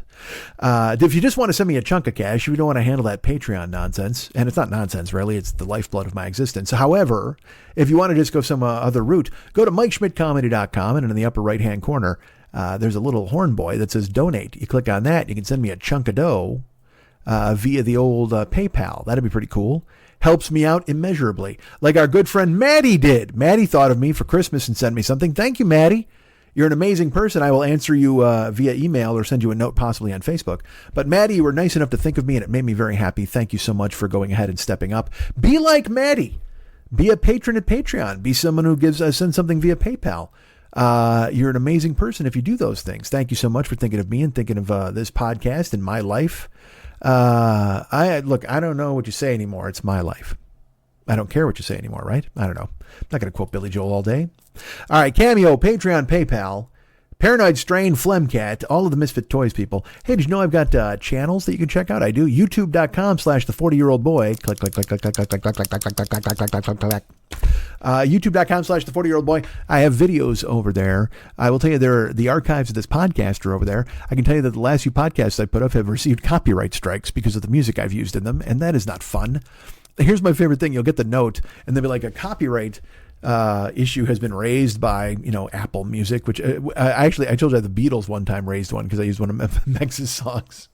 And I just loved that Apple, the label that the Beatles owned was listening to this fucking nonsense.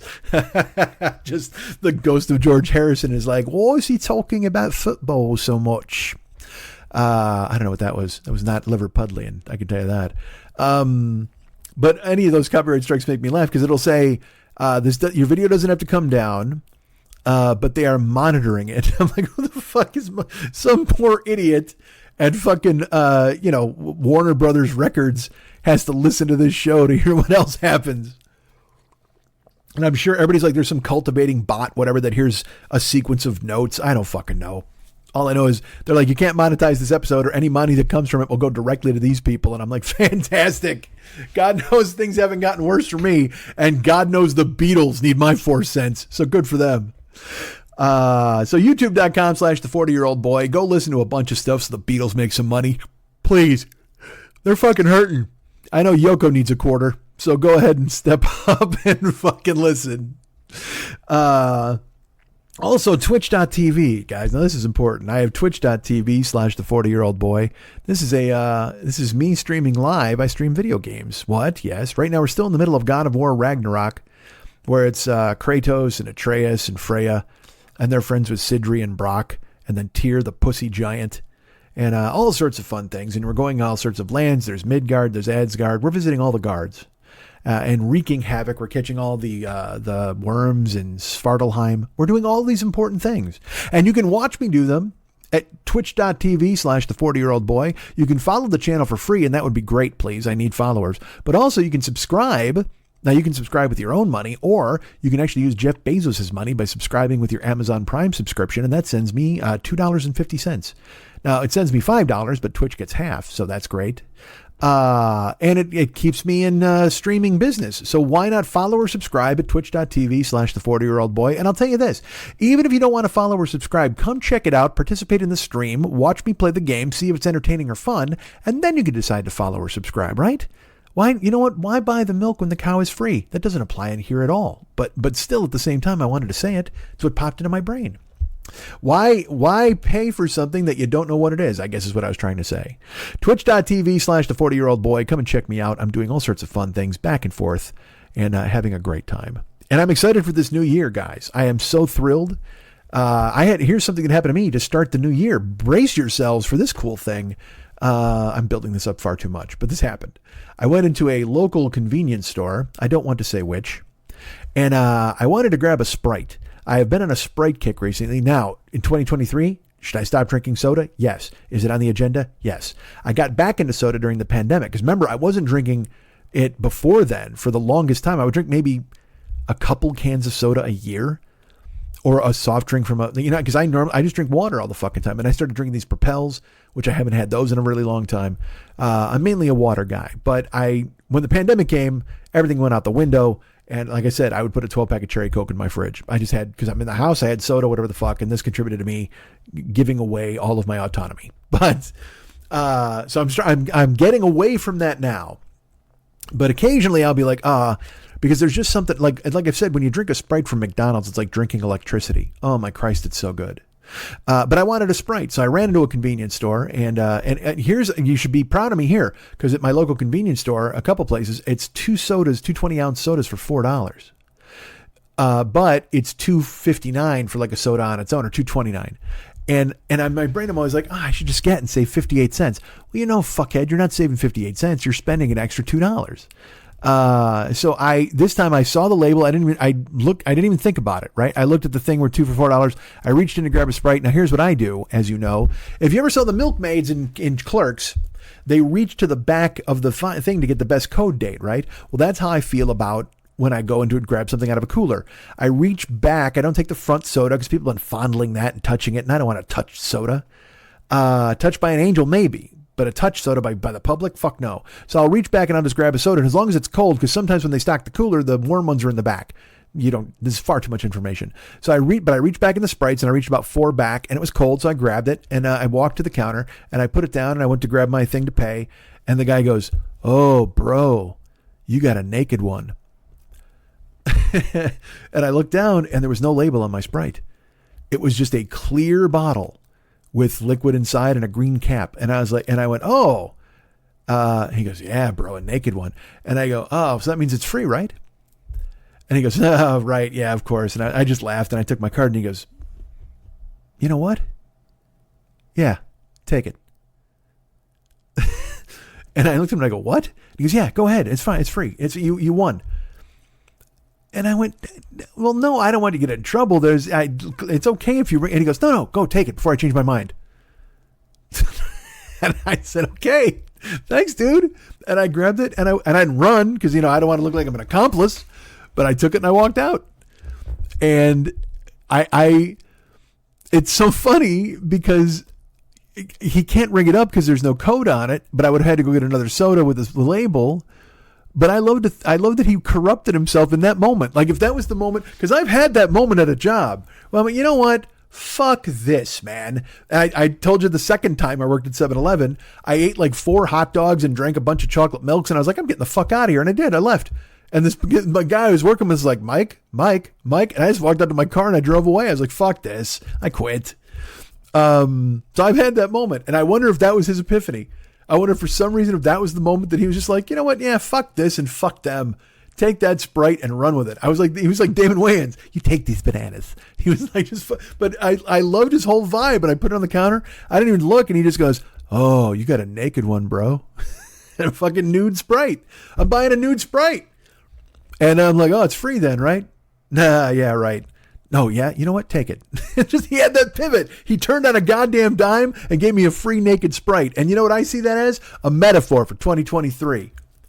You can think it's one thing, but all of a sudden, the sun comes out and everything's bright going forward. That's how I prefer to view this coming year. This entire fucking year, 2023, is just a naked Sprite at the back of the fucking soda train, and I'm going to reach in and grab it. And I hope you do too. All right, here's some commercials so I can make 4 cents. And then I got to keep up with the Beatles with this commercial. And then Lily and I talked for an hour and 2 hours, I think. Oh, Jesus, I don't know. All right. Happy New Year. And let's all make 2023 the best. You know what? Let's all seize our own naked Sprites this year. Won't you join me? See ya. Hey everybody, Doug Benson here, host of the long-running podcast, Doug Loves Movies. If you love movies, if you love comedy, if you love breathing, if you love lunch, if you love just about anything, I think you'll love Doug Loves Movies. Check it out wherever you get podcasts. 'Cause Doug loves movies. Danielle, guess what people are saying about How to Survive with Danielle and Christine? What are they saying, Christine? Very funny, charming, and just the right amount of stupid. This podcast might also save your life. That's a perfect description because on How to Survive with Danielle and Christine, we teach you how to survive the things that could kill you and the stuff that makes you just wish you were dead. Totally accurate. So tune in to How to Survive with Danielle and Christine. And as always, remain calm. My name is Paul Gilmartin, and I am the host of the Mental Illness Happy Hour podcast, where we have raw conversations about the stuff that's difficult to talk about out loud. It's made best of lists and been praised by the New York Times, Esquire, Psychology Today. And I have on regular people, therapists, and famous people like Mark Maron, Tiffany Haddish, Catherine Hahn, and Rob Delaney. Check it out, the Mental Illness Happy Hour. Oh, am I supposed to speak? Oh my goodness. I sorry about that.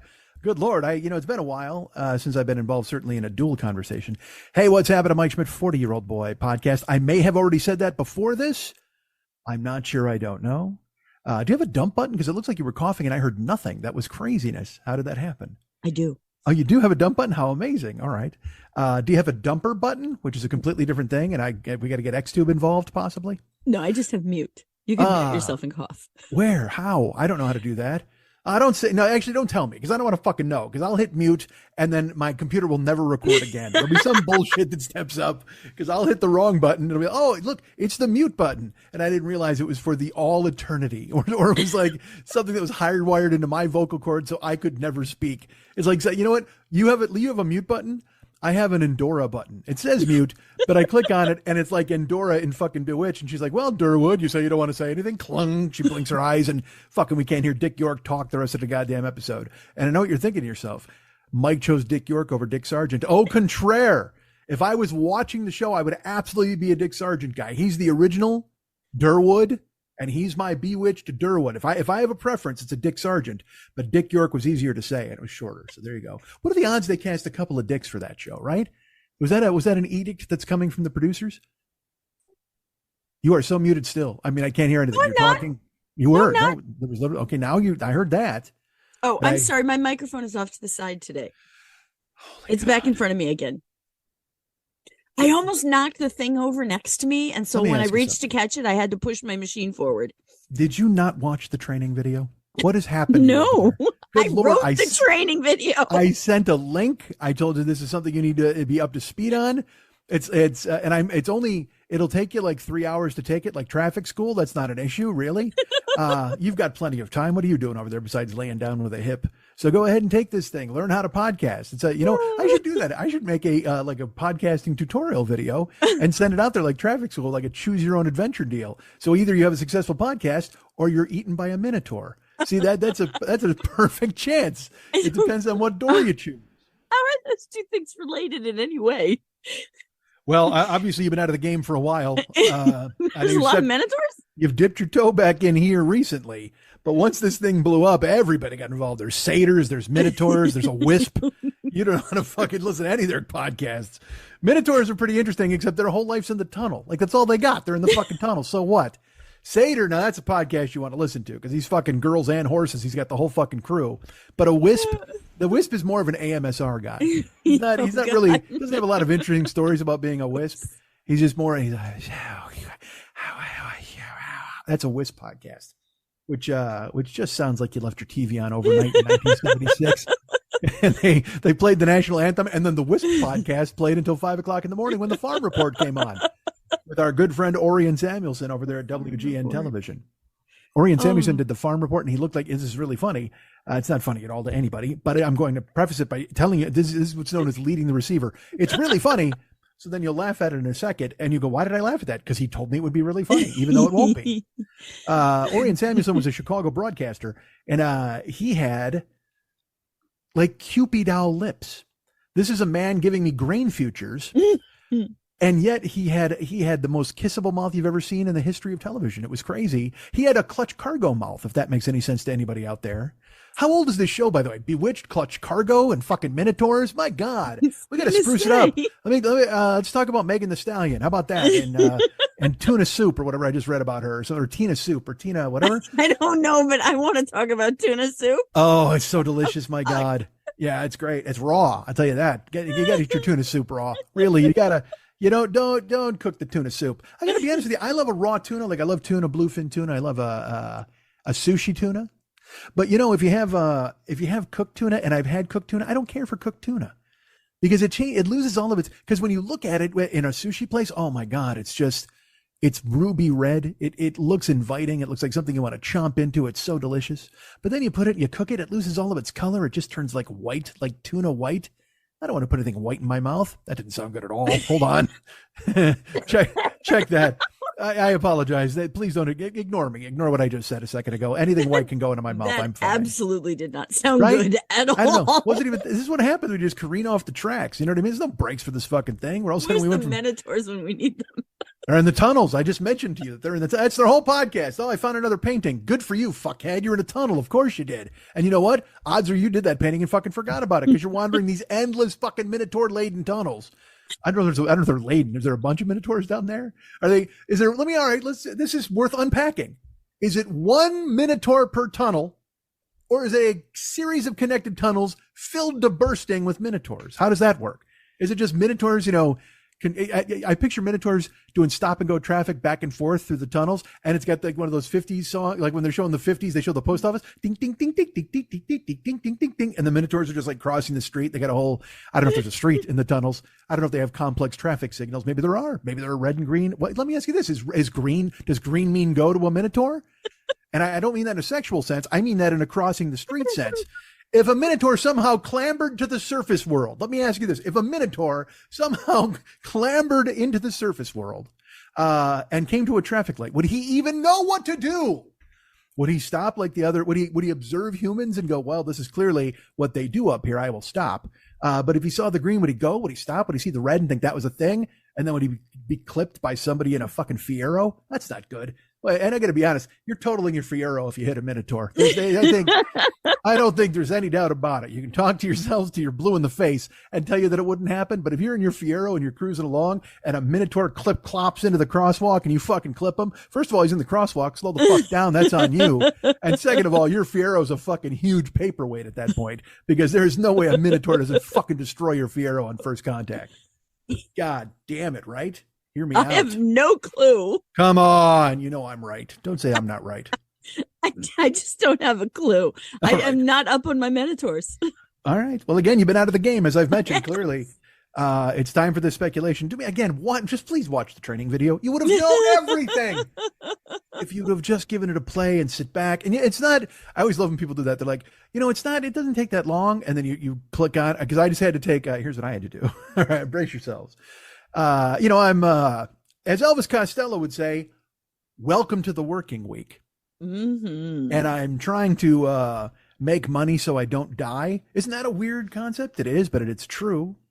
And I've reached about the end of this, right? Everything I can't. This whole thing of slip sliding and dodging the raindrops is pretty much no longer attractive when you're 55, and you got to go, hey, you know what? Eventually, I'm going to get a tumor. So I gotta make sure I got a satchel full of cash to hand to a guy with a scalpel to go, hey, cut this thing off of me. I've got work to do. What a failure.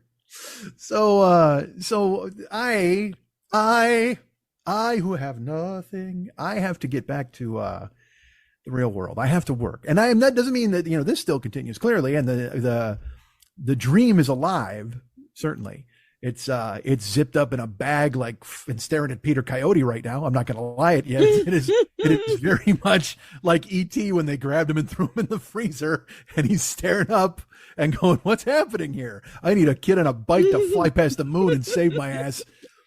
So I've been looking into any and all means to acquire means, I guess is the best way to put it. I'm looking for means to acquire means. Who among you will help me acquire means? So I mentioned the training video. There's a company out there, racket. I don't know. It's a line is thin these days, called Uber. If you're aware of Uber, you can go ahead and, get an app on your phone, and you press a button and a convict comes and picks you up. It's either a convict or an immigrant. It all depends on what day of the week it is and what time of night it is. But you are going to get a convict or an immigrant. You're either going to get someone who has a tattoo of a dagger with their mom's name over it, or a tattoo of a dagger with some district attorney's name on it. He can't wait to find and avenge himself of. So one of those dudes is going to pick you up.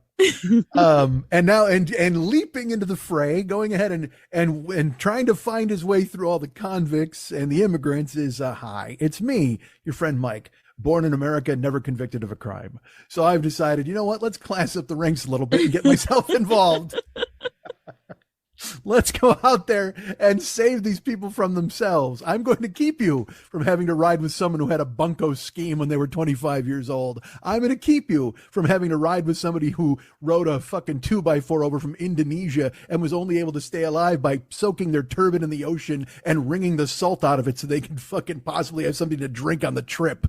So I will go ahead and be I'm the touchstone to normality that you will find in Uber. You got to be lucky enough to have me. It's like a slot machine. You got to hit the button. You're like, oh, come on, Mike. No whammies. Stop on a guy named Sung Nam. Oh no, not Sung Nam. Here he comes in his Prius that he's seen better days with. Come on, Mike. Come on, Mike. Come on, Mike. Bing, stop on a guy named Marcus who may or may not have killed his mother. God damn it, Marcus. So close to Mike. I was right there. So here I am. I'm about to bound. And look, I am, if anything, a rising tide lifts all boats, right? So I'm here to rise the tide and lift Sung Nam and Marcus's boats. Let's go to the top, shall we? Come on, Mike. Come on. Stop on Joey, a guy who once punched his brother with a screwdriver in his hand. No. All right, so don't ride with Joey. Stay away from Joey. But you never know. And look, I got to be honest with you. It's not like Joey has in his driver description, once punched my brother with a screwdriver in my hand. I mean, clearly, Joey wants to bury that fact. How do you lead with that if you're Joey? Are you proud of it? Maybe he's proud of it. Who knows what his brother did? Fuck his brother. He deserves a fucking screwdriver punch. Maybe. Could be. You never know.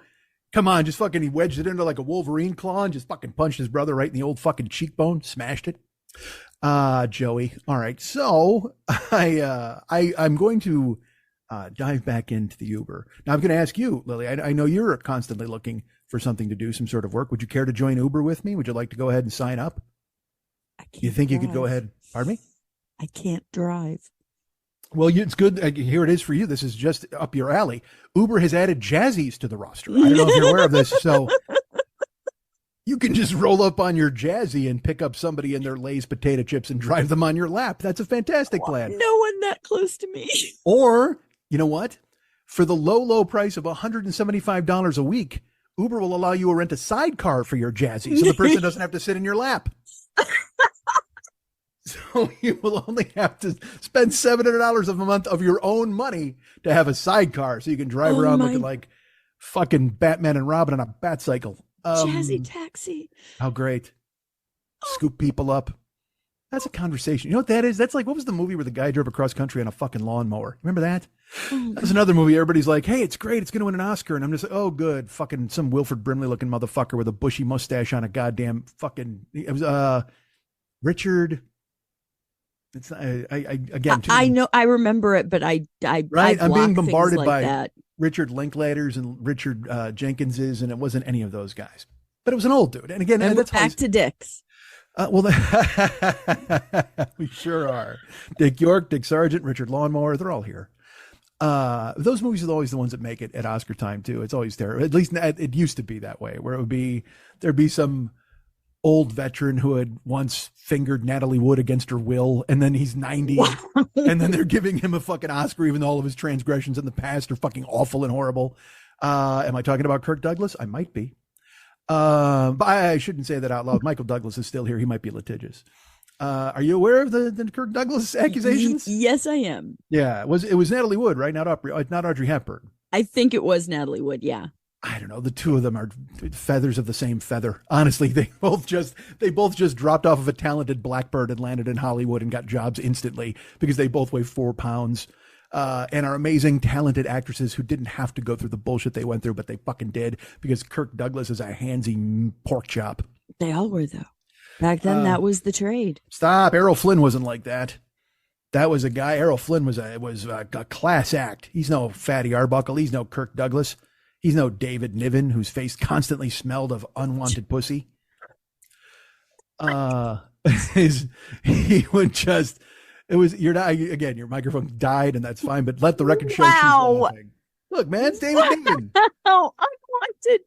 Oh my God. Yeah, that's right. David Niven was fighting him off. David Niven was like, no, ladies, I can't. But then when ladies were like, David, I'm sorry, we couldn't possibly, he's like, oh, really? And he took what he wanted. And he whistled that song from Bridge Over the River Kwai the whole time. Jesus Christ. David Niven raping with impunity and whistling at the same time. You don't want your rapist whistling. I'll tell you that right now. I don't want a whistling rapist. I'll tell you this. I don't want a raping whistler. I'll tell you, I get that right out on the table right now. I don't want any of it. Right?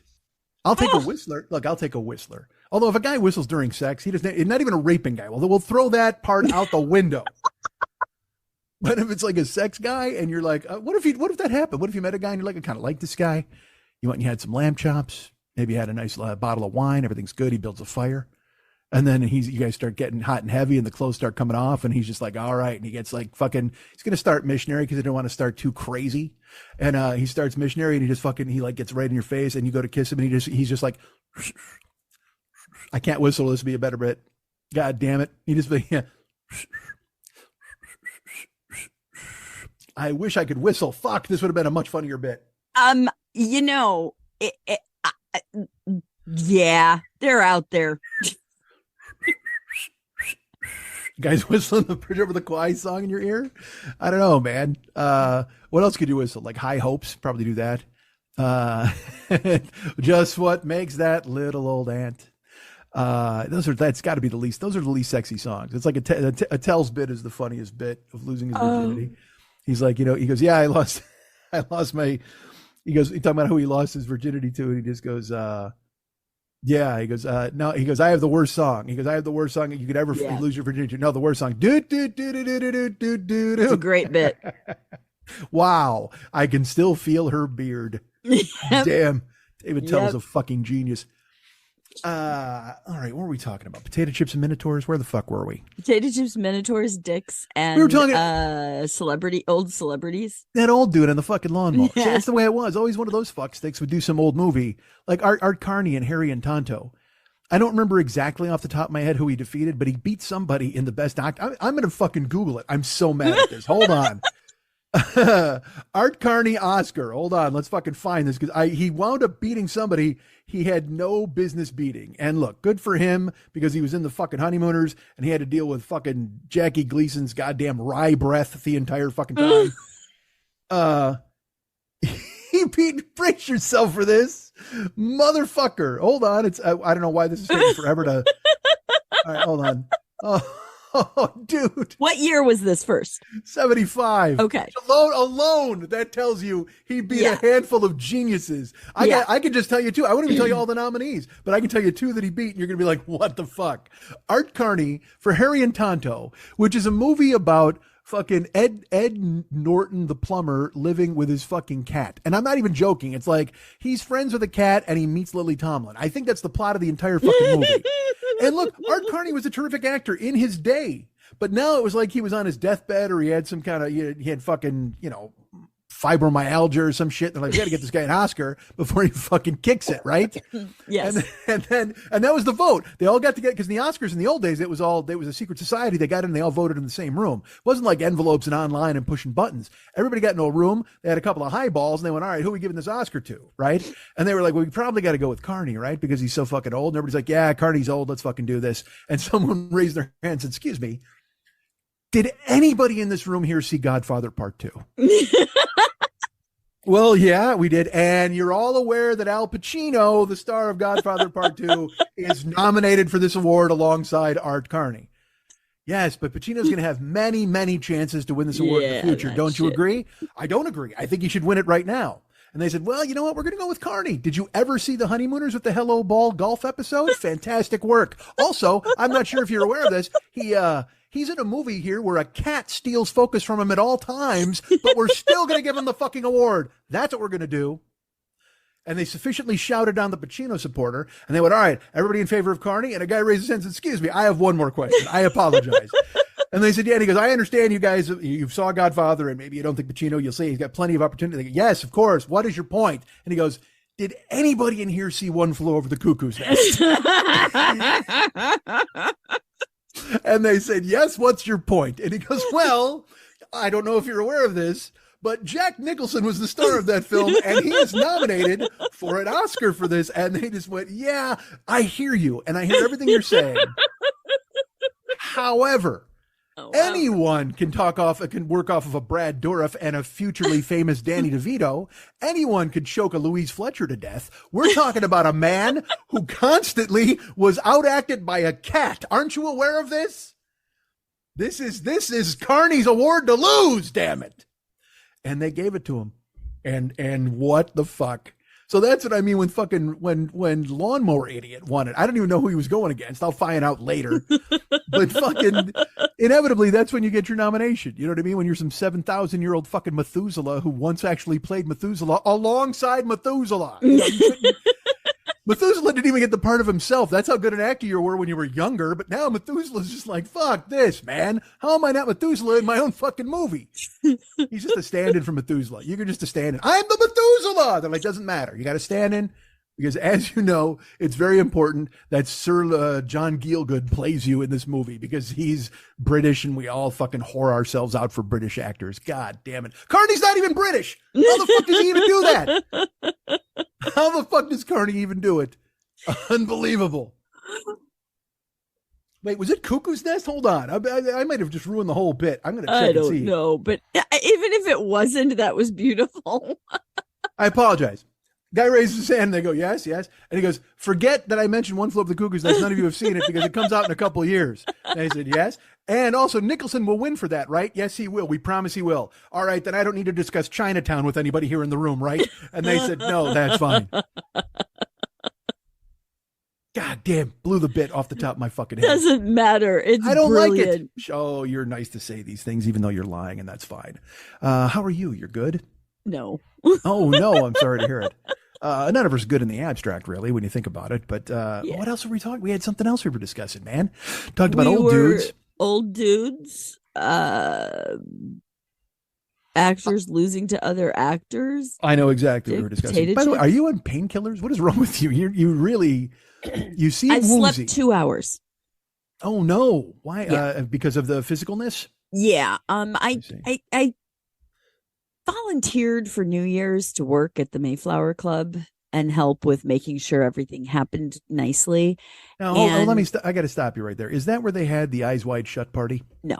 The orgy? Is it? Because No. it sounds like it. No. We're going to meet Tom It's Cruise where- and Nicole Kidman at the Mayflower Club. No, it's where we held the Hollywood Burlesque Festival, and I am holding my deck release party again. And I've had some other shows there and stuff. It's a private club. It's really nice. It's it's older. It's kitschy and cool and all of that. But I just did too much on New Year's Eve because I haven't done anything in so long, and the adrenaline starts running, and you're around people, and you're making people smile, and so I did a lot. And then I got a new medication that I had taken, and I have some problems.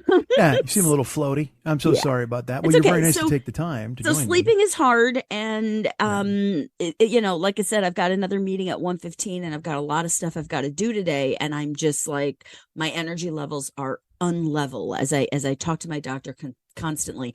My temperatures and my energy level is completely unregulated. There is no way for me to make it all work. And so last night I was having another hip issue because the medication that I have helps with inflammation, but when you take the inflammation out, my joints can't support themselves at all. So pain and inflammation allows me to hold my head up. Without it, I can't hold my head up because my muscles are so jacked from so I'm just like kind of hunched over and exhausted from trying to hold my head up. Are you one of those dolls that when you press them in the back, their like limbs go ka-chung and they like pretty totally much flop? Yeah, yes, that's nice. yes, Nothing wrong yes. with That actually is a perfect example of my entire body. I'm enjoying the idea of being. It's like when they talk about how a car is being held together by rust. Yes, You're being held together by pain and inflammation, and that's hard. It's got to be unbelievably hard. It's interesting because I didn't really realize it, and let me tell you, doctors don't care. I am so fed up with the medical. I have a referral to a doctor that I called my office and I'm like, why did you send me this referral? I got approved for it, but why am I going to this particular type of doctor? And the office basically went, I don't know. I'm going to have to talk to the doctor and call you back. And I'm like, yeah, because you sent me to the wrong doctor again. This is the second time that I was sent out for a referral for someone else's disease. Oh boy. I'm ready to sue this doctor's office. That's how upset I am. And I'm in support groups where I get more information about my health than I do from the 5 doctors that I currently have. Really? It's brutal. If you sue this doctor, do you think you will live long enough to see a victory? Probably not. and that's, do you think that's kind of what they're hoping for? The point is, at this point, I have decided that there are many people that should not be damaging other people in the medical industry. And all I am going to do is get them removed from the medical industry. That is my entire goal at this point, because I'm afraid he's going to actually kill someone. Ugh. I literally, again, when you get a referral from your doctor's office and you've had a long conversation about 14 different things, you literally just call to make the appointment because you're like, oh, my referral came through. And I'm calling and I'm like, why am I going to this type of doctor? And the last time I did this, I said, hi. And she looks and she goes, yeah, I have a referral for you, but I don't have anything about you or what you're here for or anything. And I'm like, yeah, that seems like a problem, right? Yeah. Where's the patient that needed that referral? That's where I'm like, he's going to kill somebody. Yeah. It took 4 months for me to get the medication that I'm on, because and when I talked to him, he goes, seems like we're having a hard time getting you your medication. And I'm like, I don't find this funny at all. I've been waiting for 4 months to get approved for a medication that may change my life. Dude. Yeah. And Yeah, then they this sent isn't it to the funny. wrong pharmacy. So it was like, bingo. Jesus Christ. What Yeah. the hell, man? But there are 4 rheumatologists in my network. One is a misogynist pig that I will never go back to again. This guy who's going to kill me. And I'm like, what are the next 2 going to be? I feel like I'm playing that game. Oh God, that was just on where everybody died in the game with the weird masks and the giant doll. Oh my goodness. Sounds like a fever dream of some sort. I No, don't it was know. it was Korean or Asian of some sort. I can't remember enough about it. But every time they would do the next level of the play, I'm like, Squid Game. Squid Games. I'm like, what is the next fucking doctor going to be like? What is that jigsaw of hell that I'm about to go through? So Well, anyway, I can tell you this. If you referred to a Dr. Joey, a Dr. Marcus, or a Dr. Singnam, I would avoid all of them, quite frankly, because I just don't see. But look, you just got to hope for Dr. Mike. You're literally in the same position as anybody ordering an Uber. You're like, oh, please give me Dr. Mike. You're Mike. Yeah. Oh Yeah. God, I wish I could just get in an Uber and as they're driving me somewhere, they diagnose me. Oh, see, that'd be perfect. Little. I would love that. What could we call that? It's a medical Uber, so it would have to be some kind of fancy name. I just wish I wish they would do like a Doctor House where 5 patients come in and they just take you from start to finish till they solve your problems. Well, isn't he? But wasn't he bananas? Like he would see, like someone would come in and be like, Yes, I don't but know what's the point happening. And is, they'd be when like, you go into a doctor's office, they're like, "Well, we're going to order this test," and then you wait 6 weeks, and it's like, "Okay, well, that didn't give you anything, so we're going to order another test, and I'll see you in 6 weeks." so you want 5 doctors who can fix it in an hour? I want 5 doctors that come in and look at all of it and go, yeah, it's probably not any of these things because I saw somebody else like you once. Yeah. And then they're like, let's order this obscure test. And then the test comes back and they're like, oh, yeah, that's absolutely it. But our system is you have to go A, B, C, D, E, F, G to get to Z, which is the most uncommon diagnosis for what I have. And they'll never get to Z because your doctor moves out of the system and you have to start over at A again every time. Jeez. Our system is so broke. I don't mean to bore you all with my health problems. You know, we're all going to die, whatever. Mm-hmm. I literally am just blah. Well, Dr. House, I mean, he gives you, but see, that's the thing is he gives you this completely jaundiced look at the medical industry because all these, like you just said, you're going through tests A to Z, but Dr. House walks in and he's like, she has rubella. Yeah. And they're like, how would she have rubella? Look at her shoes. Yes. Like, wait a minute. How the fuck do you know that?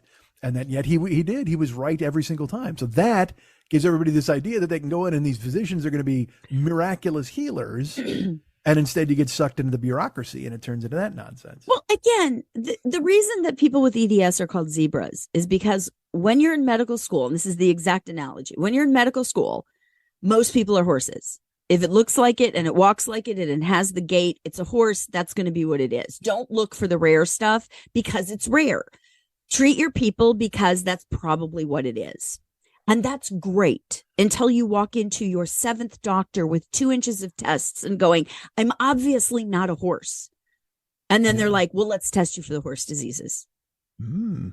And that is the entire medical system when you have a disease that is out of the ordinary. Most of the time it's a cold. It's not encephalitis.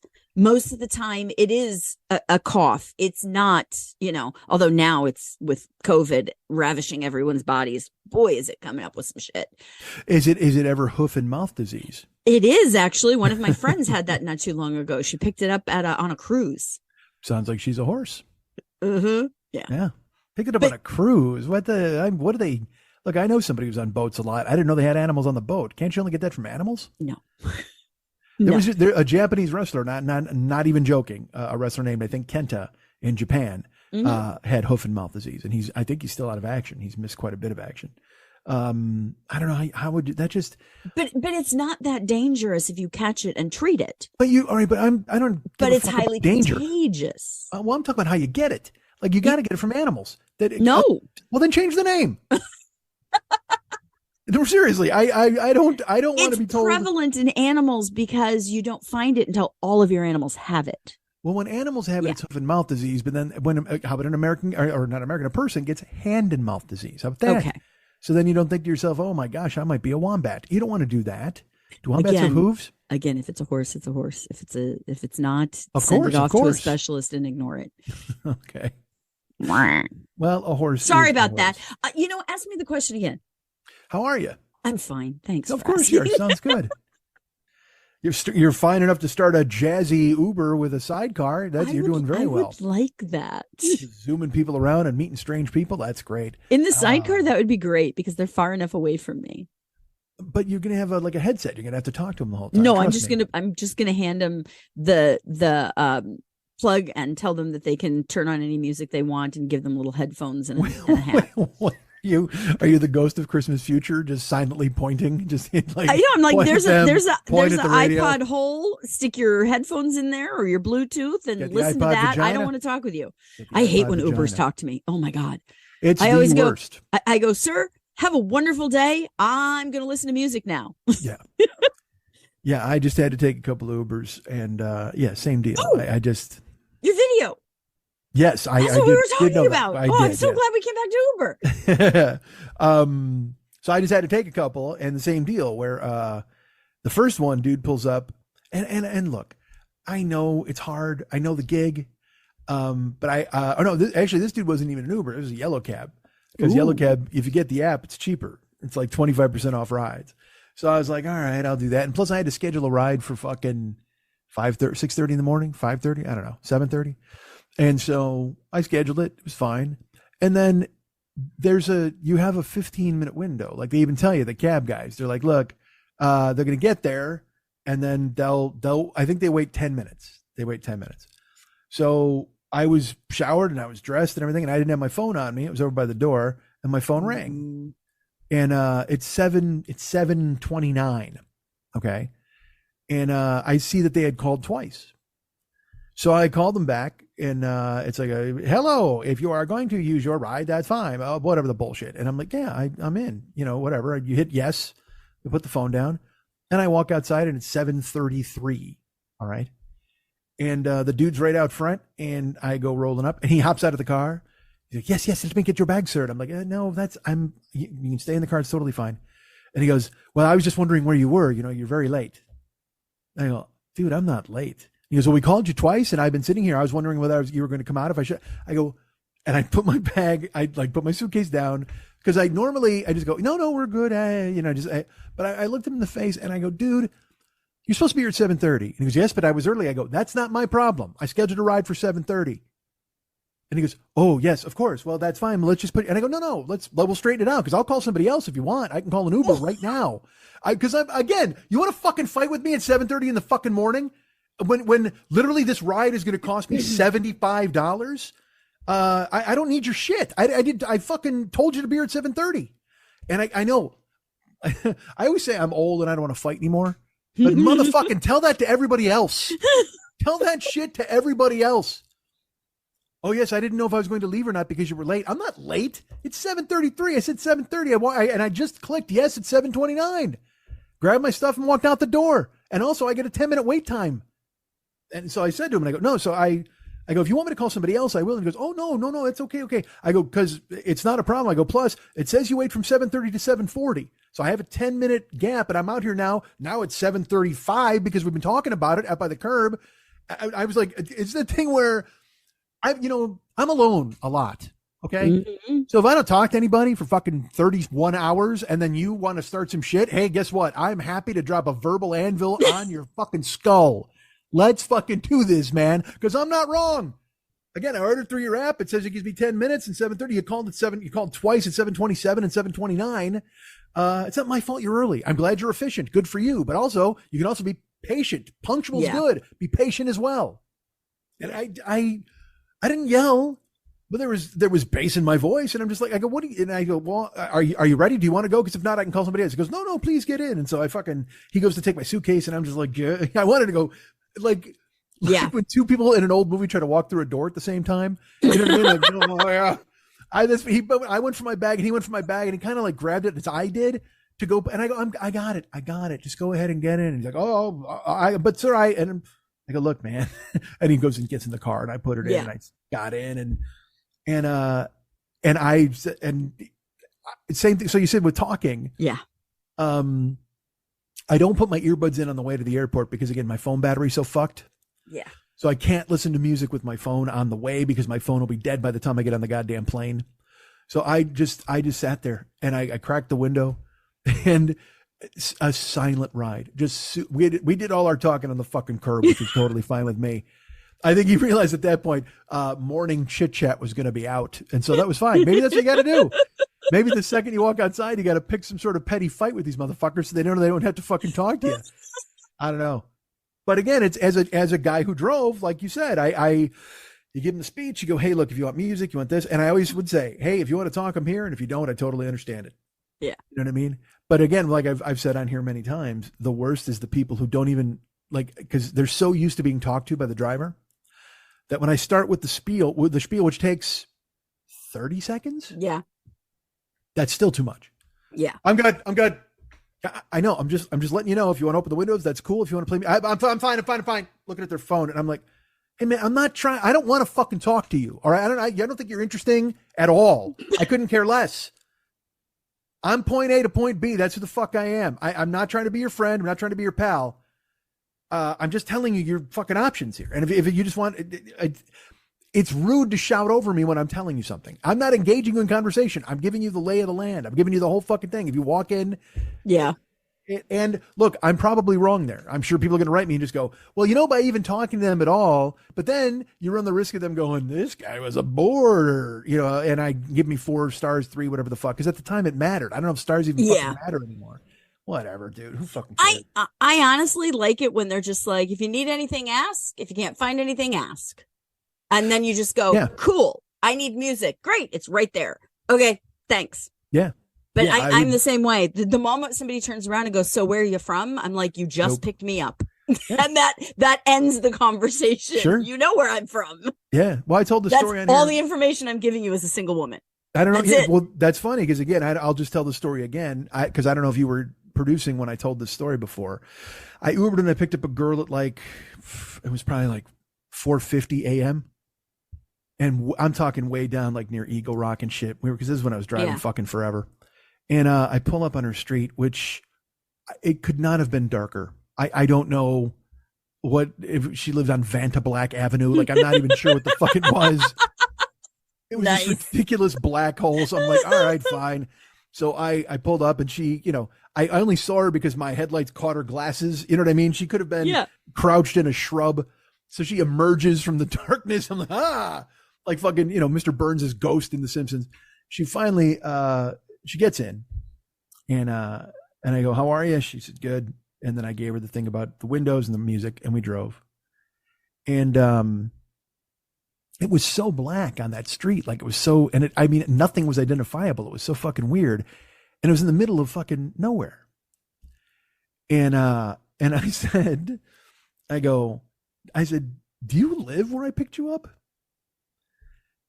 And there was a beat of silence. And then she's like, and I knew it instantly. Like I knew it instantly from her response. And I go, please don't tell me. I am so sorry. I was just asking because it was such a dark place and I didn't see a house. I go, I don't need to know where you live. I don't know where, you know what I mean? Like, I had to, so now I'm pouring my heart out going, look, wherever you're going, I'm totally, because we're going to a Starbucks. And the weird thing was she worked at a Starbucks, but we drove past like 5 Starbucks to get her to the Starbucks she worked at, which was fucking crazy. But she was so uncomfortable. And I was like, hey, is that where you live? And again, I didn't even think, I'm just like, oh my God, dude, no, I'm so sorry. I didn't mean to ask where you live. I understand that's weird. And I didn't mean it like that. And she's just like, okay. And I'm just like, cool. And it got straightened out finally. And then she talked. She was nice. Yeah. You know what I mean? But boy, oh boy, did I feel like a fucking idiot the second I realized. I'm like, is that your house? Do you live there? Let me ask you something. It was really dark there. Do you live there? Is it always that dark? Would you say you leave your doors locked or unlocked most of the time? Good Lord, you fucking creep. That was the creepiest ASMR ever. It's just this little voice in your head that's like making you. Hi, do you live there? Is it always this dark? No, I don't like this. You just hit my no spot in my brain. Oh, hey, sorry about that, kiddo. Well, yeah, wow, that was creepy. Yeah, sure, I can be creepy when I want to be. I can be creepy when I don't want to be, quite frankly. But it is that. Hey, baby, when people drop down like that, I'm like, I don't know if you Yeah. think that's sexy, but that is just like guy coming from behind with a knife to kill me. It is just, it is that sound where it's so close into your ears, you can't judge how far away they are. Yeah. Oh, it's fucking creepy.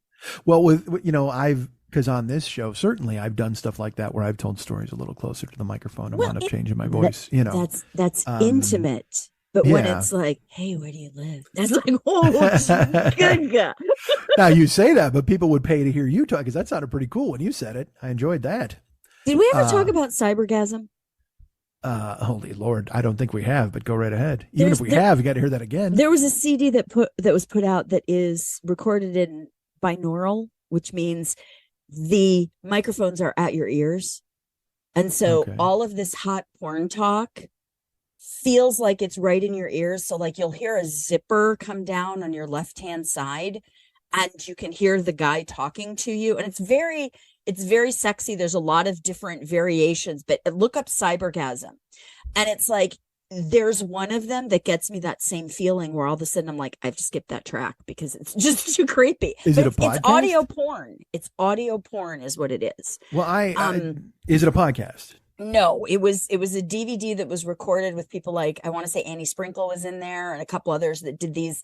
They would do scenes like there's a oral sex scene. There's a couple others. And it's like, if you just close your eyes and lay there, you feel the woman, you hear her clip, clip, clip, clip, clip as she walks into the room up to the left side of you.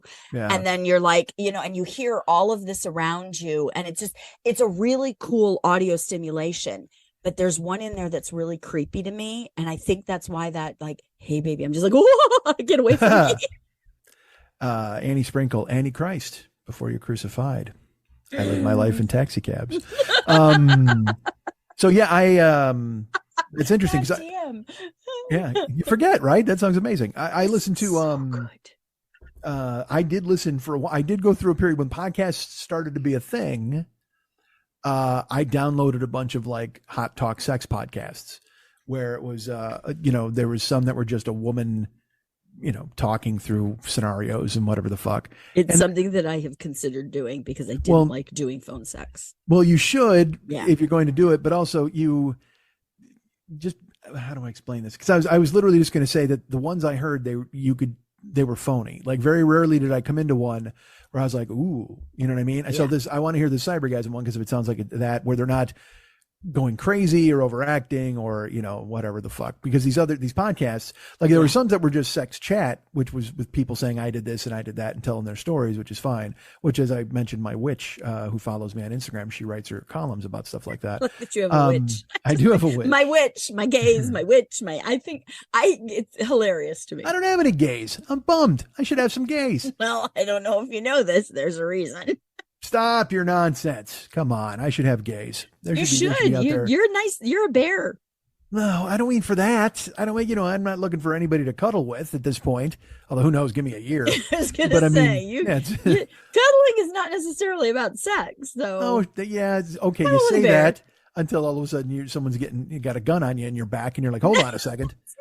Cuddling, though. Yeah, it is. If you're spooning somebody, because I've done it, I've spooned somebody and inevitably you're just like, oh, hi, how you doing? That guy's here.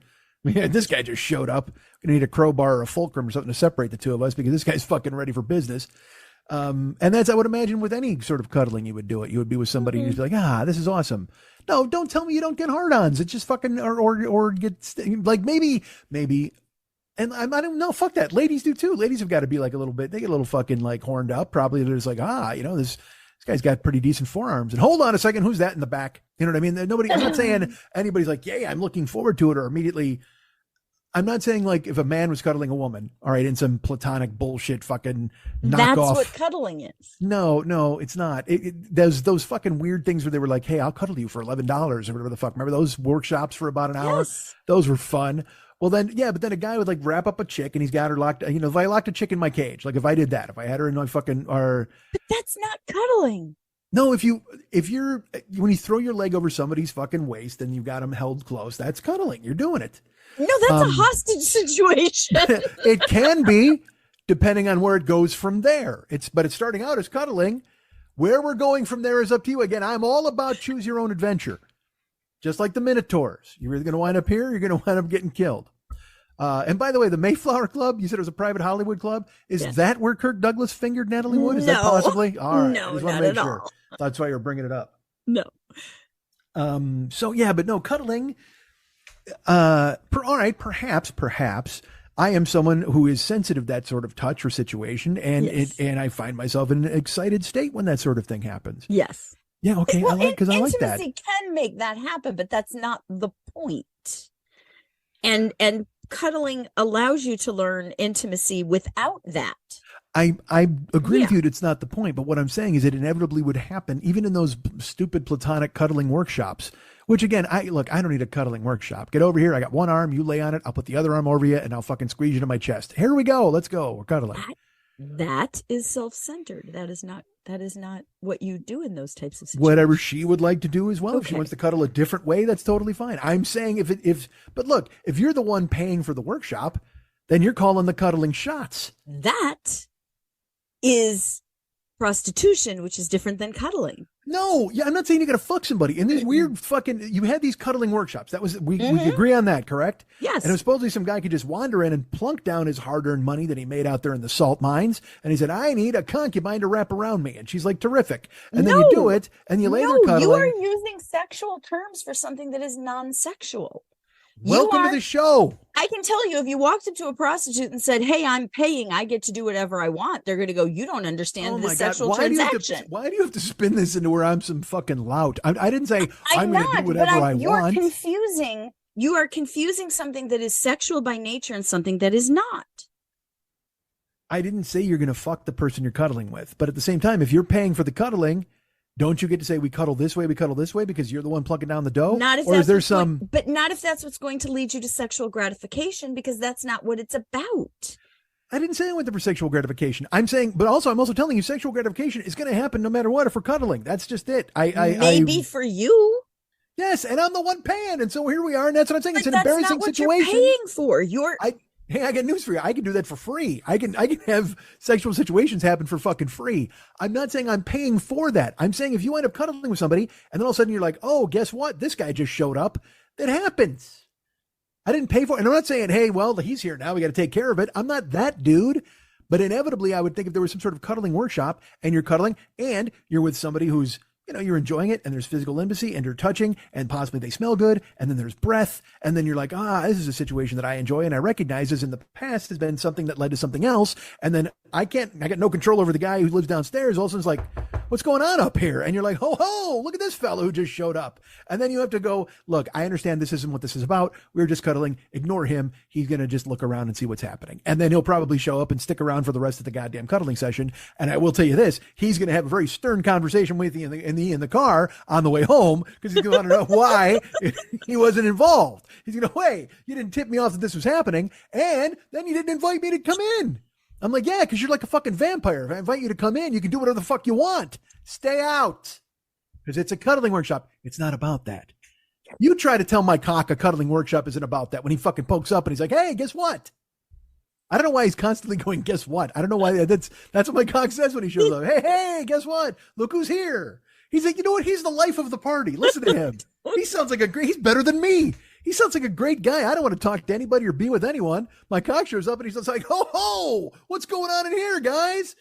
He's excited to explore the world. He couldn't be more different from me. I don't know if that's true. I don't know. I just said I don't talk to anybody. I hide. I'm 31 hours in an apartment that I unleash on a fucking taxi driver. But my cock is like the second he shows up, he's like, well, let's get this party started because look who's here. So again, my point is, I know you don't go to the cuddling place and go, all right, I'm a John. Let's take care of this. Of course not. But in the cuddling workshop, if you are enrobed around somebody or they somehow, in the parlance of today's youth, back that ass up into you, then essentially you're going to be like, oh, well, I'm going to you might think about wangoing their tango and thinking about parking in their garage, but you can't do that. You can't do that because you're just there for the cuddling. Understood. I'm not saying just because I pay, they have to do, we're going to have sex. No, it's just like you're going to hold them, but inevitably your brain and your parts of your body are going to be like, I recognize this situation. But the whole point I've of been it is involved to in. not get to inevitably. The whole point of cuddling is to cuddle. So wait a minute. The point is to. All right, hold on. It's Now- an intimacy that is non-sexual. It Right. can be sexual, but the point of it is to be non-sexual. So you're telling me that again, because cuddling can lead to sexual activity, right? Yes. And you're telling me this cuddling is to teach you not to make your sexual activity happen involved in cuddling. That's like when a parent's like, you know what? Oh, you want to smoke? Smoke this entire carton of cigarettes. So that's what I mean. It's gonna be like you're cuddling. It's like, oh, you think fucking comes with cuddling? Well, then cuddle all these people and fucking do that. I mean, it just sounds incongruous. It doesn't fit to me. Doesn't fit for you. You're right. Yeah. But I'm not saying I expect anything. I'm saying you go there and you cuddle and everything's great, but inevitably visions of sugar plums are dancing through your head. But you don't act on it, of course, because these are professionals. Oh, I can still feel her beard. Oh God. I don't know, man. I don't know. Whatever. So, well, I'm looking for a gig. Maybe I open a cuddle shop. Maybe I do that. I don't think you should. Actually, honestly, after this, I don't think anybody signs up for my cuddle shop. I have to be I honest. don't think so Clearly. either. But you know what? I still need some gays. This all started off with me saying I need some gays. I need gay. If you're gays out there, if you want to take possession of me, you can just be like, woohoo. Like, remember back in the 80s, the Washington Redskins football team, which is now the Washington Commanders, they used to have a bunch of linemen, and they were called the Hogs. That was their offensive line. Their offensive line were the Hogs, and they were just, that was their whole thing. And fucking Joe Jacoby and fucking Mark May. Big fucking dudes, Dave Bostic. Or it might have been Jeff Bostic. There were a couple of Bostics in the NFL. Regardless, they were called the Hogs. But then in the stands, there were grown men who looked like plumbers and truck drivers with big, burly fucking Avery Schreiber, I'm going to crunch this Dorito right in your face, beards and mustaches. And they, Avery Schreiber didn't have a beard. And they would dress up in ladies' clothes, like kind of like cheerleader clothes, and they dubbed themselves the Hogettes. Now, at the time, it was funny because they would always get on television. They would always be, everybody would be like, oh, wow, look at they're hilarious, the Hogettes. And they would always show them, and they would have like pom-poms, and they would be dressed in like cheerleader outfits. But they were there to cheer on the Hogs and the Redskins, and nobody thought it was cross-dressing, and the Proud Boys never came and tried to fight the Hogettes at the stadium. Everybody realized exactly what the point was. All right. And so they were able to get away with it. You see them? Are you looking? They were around for 30 years. Yes. But again, I mean, I can't imagine that a team called the Redskins would have anything that's weird around them. Oh, enough. It was a tribute to that community. They were honoring them. They wore women's dresses, garden party hats, and pig snouts. I do remember this now. Yes. Yeah, it was awful. Yeah. But they did it. So my question is, because again, they were like, nobody ever questioned their masculinity. Nobody was ever like, oh, look at these. I'm sure they did. Well, then they would be in a fight with a bunch of Teamsters. Because I mean, look at those idiots. You know what I mean? But at the same time, like, could those be considered the Redskins gays? Could I have guys like that dress up? I don't know what they would do for me. I don't know what they have microphones and failure. Possibly they would just do that, and that's how they would be considered by gays. There was a point I was bringing up the Hogs, and I can't remember what it was because you distracted me when you went to their phone. Anyway, the point is, I need gays. That's it. That's the bottom line. Well, here's the thing. Do you know what they did? They raised money for children's charities. Yawn. Dave Spiggy Hoggett Spigler. Today, I miss the 80s, man. Just drugs and stupidity. You could do whatever you wanted. Nobody cared. Your team was named the some Redskins. people did, but yes. Your team was named the Washington Redskins. And then a bunch of Native Americans were like, hey, man, this isn't so cool. And everybody went, shut up. Yay, America. Yay, America. That was the 80s, in case you don't know. Somebody would go, hey, man, I don't think this is a good idea. Shut up. Let's do more cocaine. Dude. I was on board for the cocaine, but not the oppression. Well, come on. You were for a little of the oppression. Don't pretend you weren't back then. You were like, yeah, this is a good idea, certainly. No, and things change. Yeah, and look, yes, and, life and look, evolves. just so nobody yells at me, things have changed. I'm glad they've changed. Yes. Things should always change. I'm not saying, but at the time, if you lived through it, it was fucking nonsense. Well, the 80s was all about yourself. The 80s was always, I mean, it was the me generation time. It was, we've got money, we've got disposable income. I can't think about where this bottle will go when I'm done with it because I have the money to buy a bottle. Yay. That was literally the attitude of everything there was no awareness of anything else. I have 3 words for you. Yeah. Greed is good. That is Gordon Gekko with his slicked back hair. That is Charlie Sheen living to excess. And that how's that working for Elon Musk? Again, as we've said, whenever anybody loses like a fuck ton, like because everybody's like celebrating. They're like, billion. Yes, I know, but he still has 100 billion. So it's like he can do whatever he doesn't matter. He's still Jesus. He's stupid Jesus. That's who he is. If you have $100 billion, you're Jesus. He's just stupid Jesus.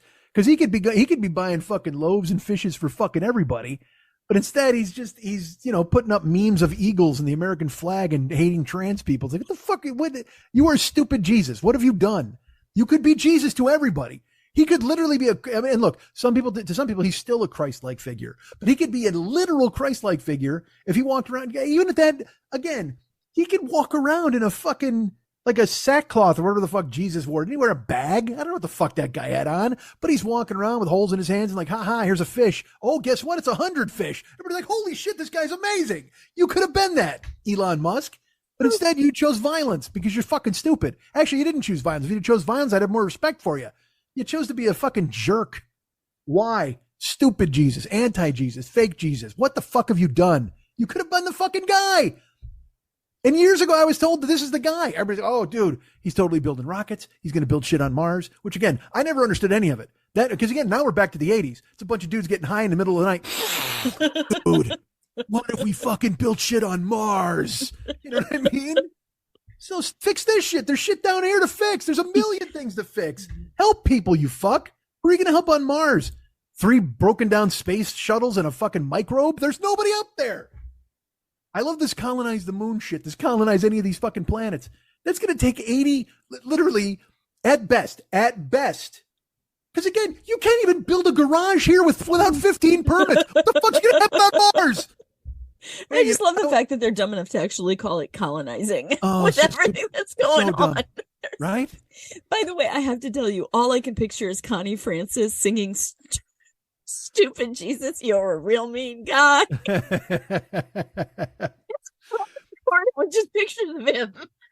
You know what? I need the show to be. Jesus is fabulous. Oh, it's so terrible. Stupid Jesus, you're a real mean guy. I love that they're so arrogant. They think they're going to get to the fucking moon and be the ones who make the rules. It's like, dude, I want them to go to the moon and there's that face in the moon that looks like Ted Kennedy or whatever the fuck. I want that to be a guy. Like he's just like a giant moon guy. And he's like, hey, I'm glad you're here because you know what I eat? Fucking dummies. And he just chomp. You thought you were you literally thought you were gonna come up here and build a Walmart on my face? Get fucked, I'm the moon guy. Chomp. These fucking idiots. But there are people out there that's like, yeah, go, man, go. Woohoo. Instead, they all just do fucking circle jerks, 280 character circle jerks, fucking just telling him he's great. And if you don't tell him he's great, I don't fucking care, man. I don't understand people at all. But again, if Elon Musk has got to be so mad he didn't live in 1986. Hey, man, we're going to totally build shit on the moon. Yay! I don't think you should build shit on the moon. Shut up! That was legislation. That was legislation back then. You know, it's like, shut up. Do I have another shut up? Shut up. We got 2 shut ups. The shut ups have it. Sit the fuck down, jerk. Coke for everybody. Oh, dude. Somebody hit the Donna Summer. Let's fucking roll. God damn it. All right, everybody. How are we voting? I'm voting no. Shut up. But don't you? Do we have another shut up? Shut up. The shut ups have it. Bring in Bianca Jagger. Fuck. Let's run a fucking train on the Where's the Beef chick. Let's fucking do it. Do whatever we want. It's 1984. Clara Peller getting fucking worked. She won't look. She won't know. She's not going to ask where the beef is after that night. Oh my God. They fucking ran a train on her in Studio 54. Holy shit. Clara Peller, face down, ass up. And you know what? She would say, "Where's the beef?" that night, but in a total like fuck me way. It's like, oh yeah, where's the beef? Oh, where's the beef, man? Just fucking 3 holes, no waiting on Clara Peller in the fucking back room of Studio 54. Everybody's getting a piece. All right. I'm a little traumatized right now. This is the final show. Clearly, we're never doing this again. There's our friend Jason who does the recaps of this. I dare him to recap the Clara Peller getting fucking railed, getting just fucking spit roasted, spit roasted with a third cob in the other hole. Whatever. All right. See, these are the conversations you're missing out on if you don't talk to me when I'm driving you an Uber. If you get into my Uber, just go, hey man, how do you feel? How do you feel about Clara Peller back in? Oh, well, I got a story about Clara Peller you guys won't believe.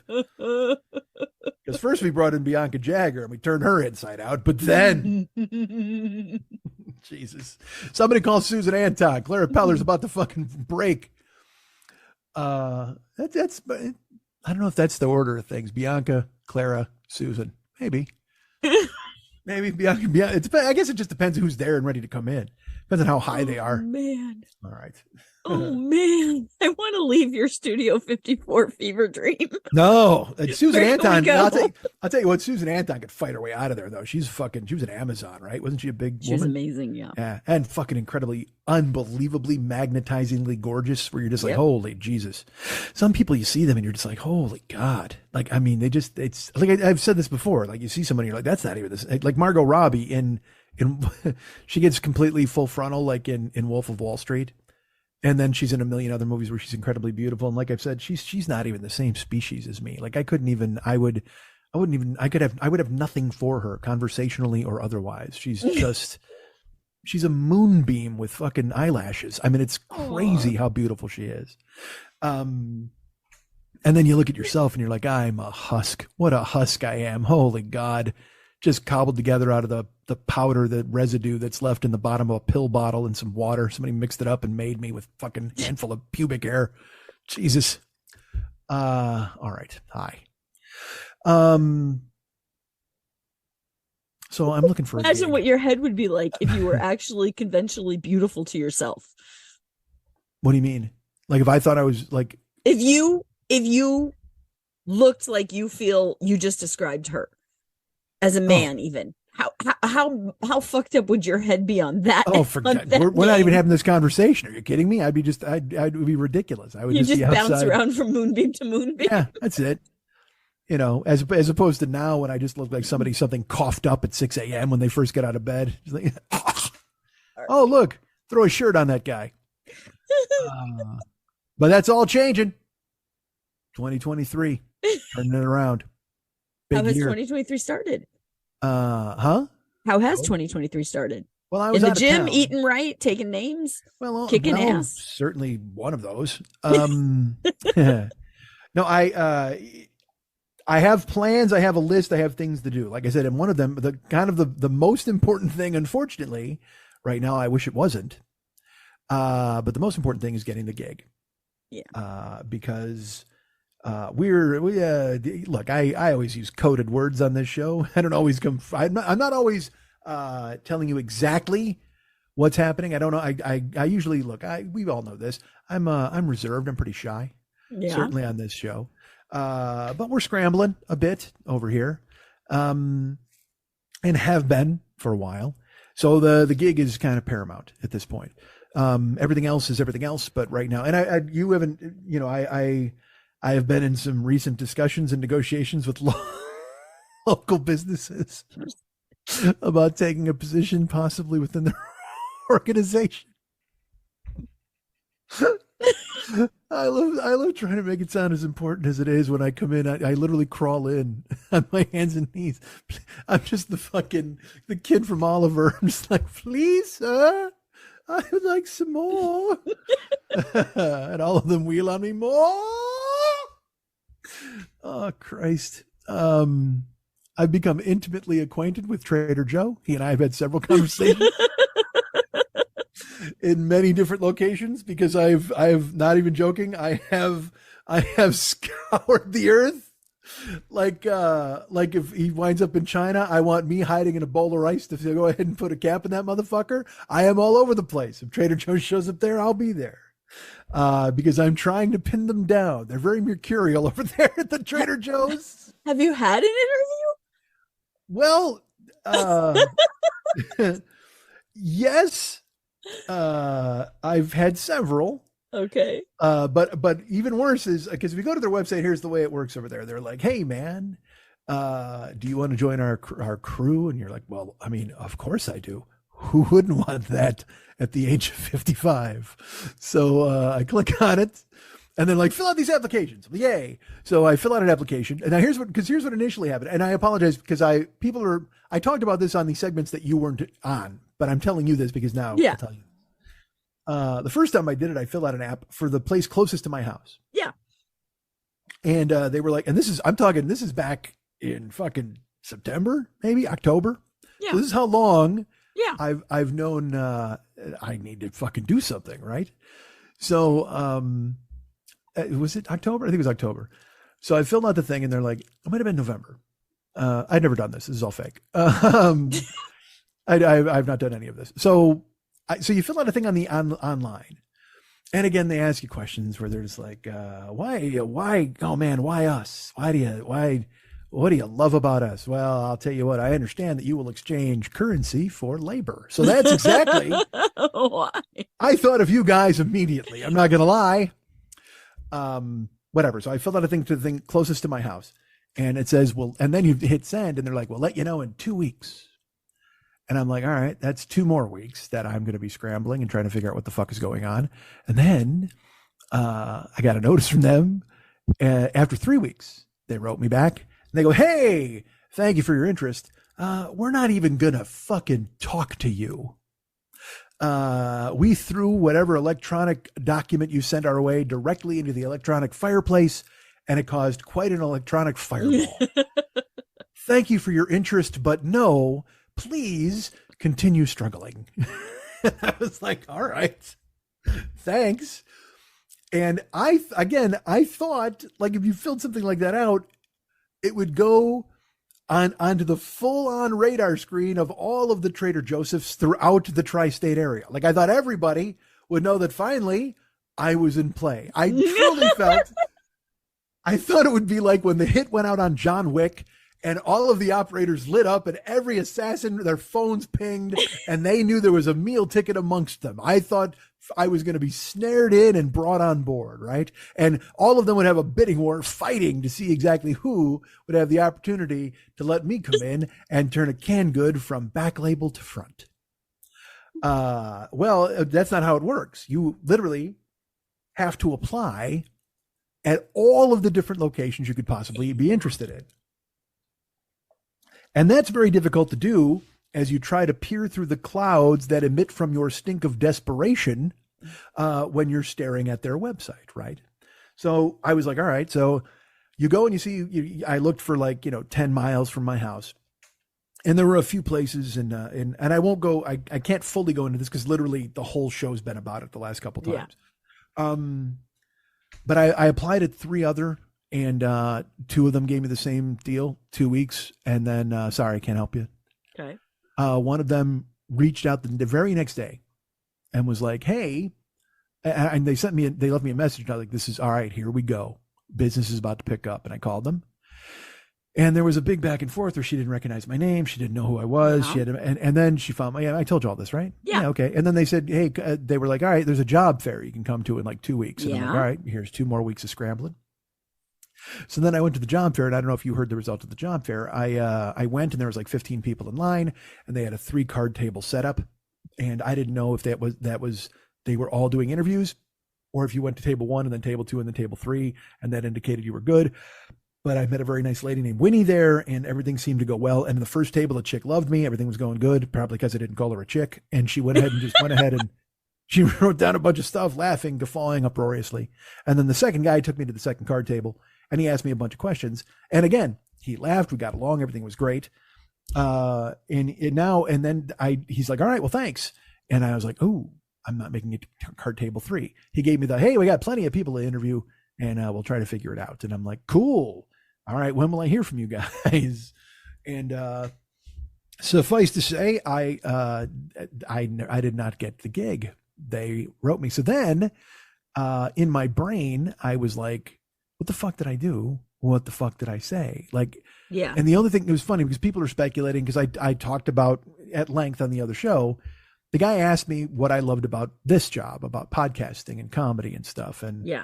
And I said the phrase that I've used many times before. And I said, there is no greater gift you can receive than people paying you to be yourself. Mm-hmm. I said, and he asked me what I was most proud of about this job. And I said, the fact that I've been able to pay my bills as an entertainer on my own for the past 10 years. I said, in this town, there are people who dabble, who do this, who do that. I go, look, I filled in the margins with Uber and things like that. But I haven't had a show business job. This has been me as an independent, contractor, whatever you want to call me. I said, so, and I'm very proud of that fact. I go, especially in this town where, it can break you, and we had a conversation, and I'm thinking maybe that was wrong. Like, I don't know, because hey man, don't act like you're too proud or accomplished in what you've done, or don't make it sound like, you're successful and so you don't need this gig. Like, I don't know. See, and I would have looked at that as in, you have a work ethic that made you succeed in something, that you had to be a self-starter and learn and do things. I thought so. And the very fact, but he could absolutely look at it as he doesn't want to be in this job. He wants to be an entertainer. The very fact that I showed up hat in hand, trying to get a job, making sure the bread with the closest expiration date was at the front of the shelf and the other bread was in the back, should indicate to you that I'm interested in your organization. And also, like I said, I was interesting and funny and we got along and everything was fine. But I also understand the other, where they're like, well, this guy's going to split the second he gets something amazing. And that could be what they were thinking. Yes, but I'm not getting anything fucking amazing. I got news for you. If I thought anything amazing was on the horizon, I would not be here hoping to get a name tag. You know what I mean? So it was like that thing where I was like, and regardless, I understand what you're saying, and I understand because other people have said it to me too. And it's a rough situation. There are businesses that know that everyone is a part-time actor, and there are businesses that are like, we want a full-time employee, and you don't know which one they are until you're having the conversation. Sure. So when I didn't get, because my whole thing has always been, talk to me. Yeah. If you got to look at on a screen, if you got to see what I've typed, that's one thing. But the second I will see you, I will close you. Yeah. On me. And that's weird for me to say, because I don't sell me well at all. You know that. I'm not somebody who ever. I disagree, but I understand what you're saying. Because look, this show could be much more. My Twitch channel, everything could be much more if I worked the way I should at it. And I only realized that when the bottom has fallen out and I got to go back and do something like this. And then you go, oh, fuck, I have 2 television stations and a radio station. What the fuck am I doing? So I didn't get it. And then I was like, well, I don't know what the fuck to do now. And then I had a friend who had an inn at a different location. And he's like, hey man, just call this guy and tell him I told you to call. And I said, well, I already applied there and I haven't heard from them. And he's like, well, he said they're definitely hiring. So I called and got a guy on the phone, and he was lovely. And he's like, come on in for an interview. And I said, great. And I went in and I sat with a couple of people who were really nice, and everything went very well. And the same thing now, where I'm trying to seem suitably sheepish. Yeah, I suppose is what I'm looking for. Like I left, like when I went to the Santa Monica one, which is the one that I didn't get to the third card table. And right when I walked up to the woman and she had a clipboard, she goes, did you bring your resume? And I didn't laugh. I wanted to. I don't know if I've ever wanted to laugh at anything harder in my life then did you bring a resume to get a job at the grocery store so you can put up little plastic cups with corn puffs and smile? I mean, I just like, what could you possibly see on my resume that, I just, it is so, but it's about following orders. It's not about the resume. And that's the fucking thing that's so stupid about all of this. Well, that's another thing. So I'll get to that. And I didn't even finish the Uber thing. Right. We'll get back to it. We got time. All right. So I call this guy and he organizes an interview, and I go in and I meet with two people. Mm-hmm. And they're, we're talking, and they're like, and they ask you these questions where they're like, hey, how do you feel about the team concept? You've been working independently for a very long time. And I said, you're right. But actually during the pandemic, it was kind of thrown into sharp relief for me here that I would actually like a team to work with. I want to leave my place, and I want to go out, and I want to work with people, and I want to work with people who as a crew. And I also want to work with people that I see and I talk to at the register, whatever the fuck. Yeah. So then they go, okay, well, what do you know about what we do here? And again, all of those questions, and they're all disqualifying if you say the wrong fucking thing. So I'm doing my best to minefield through them. And I'm also being honest. Do you have experience through Baby Blues? Well, I know, but because I was a driver. I told them, I've driven a bunch, and they're like, yeah, but you understand menu. You understand. They don't care. They want to what do you do in a team concept in a grocery store? And if you're friendly, I go, look, I'm here to help. I go, whatever I need to do, whatever. So then this woman goes, well, good. I'm glad to hear you say that, because, the first day I ever worked here, that there was someone who had ruined the bathroom. They had gone to the bathroom like all over the floor and the walls. And you know what? I'm a manager, and I was right in. You got to go in and just clean it up. Yeah. And the other dude was like, yeah, my first day, the manager was doing a deep clean on the bathroom. He goes, and I knew, well, I can't say no to this if he's doing it. And then I wanted to go, hey, I once threatened to quit a job because the manager told me I had to clean up the shit in the bathroom, and I laughed at him, and I told him I would never fucking do that in my life. Because remember that happened at a video store. It's a story I've told on this podcast. Literally that story, a guy, it looked like a shit bomb exploded. It looked like someone, and the guy's like, go clean it. I go, I'm not cleaning that shit. And he's like, no, you have to. And I go, I'll quit. I literally will leave this place and go somewhere else. I make take and bake pizzas, and I rent people videotapes. I'm not about to get hepatitis C because some fucking hobo wandered in the back fucking door. You manage this joint, manage it. And, but they're both telling me, and I also, I have to be honest with you, a little worried about the Trader Joe's location that twice has had shit all over the walls, and they both had to dive in and with a smile. I'm happy to scrub this shit off the wall today. No, you're not. You couldn't possibly be happy about that. Don't pretend that you are. Yes, we're all in a crew, but I'm not wearing Nikes and going to sleep with Marshall Applewhite. All right, I don't fucking care. And you can't say that. You can't do that. You have to be like, yes, can't wait to get into the shit brigade. So excited for it. God damn it. Why? Let me ask you this. Has anybody shit in here? Is there anything I can scoop up just to show you how good I am at the shit repellent that you guys have totally told me is part of this grocery store job? What the fuck? Oh, my. Man, I'm worried about stacking bananas the right way. And now you're telling me they got to worry about these guys in here carrying fucking diseases and what? But everybody's lovely. So I'm like, all right, well, sure. I'd love to do that. God, I can't wait. Hey, can I do it right now? So the discussion went great. They were fantastic people. Yeah. And then this is before Christmas. Yeah. And they go, well, look, we're just going to tell you that we're probably not going to do anything till after the holidays. And I said, okay, I totally understand. I go, do you want me to call? Whatever, that's fine. So then I went on the website, and there was another location that had, and this is a location that's close to, like, the first location I ever applied to was super close to my house. Well, this one is just like 1 mile further. Okay. Because apparently I am the star that all the starlight that are the Trader Joe's emit from. I am, they orbit me like a planet. So this new one, I get a call from Trader Joe's. Again, I told you they wouldn't do it after the holiday, that other location. Yeah. And then they call me. I'm in Arizona because I was in Arizona over the weekend. Yeah.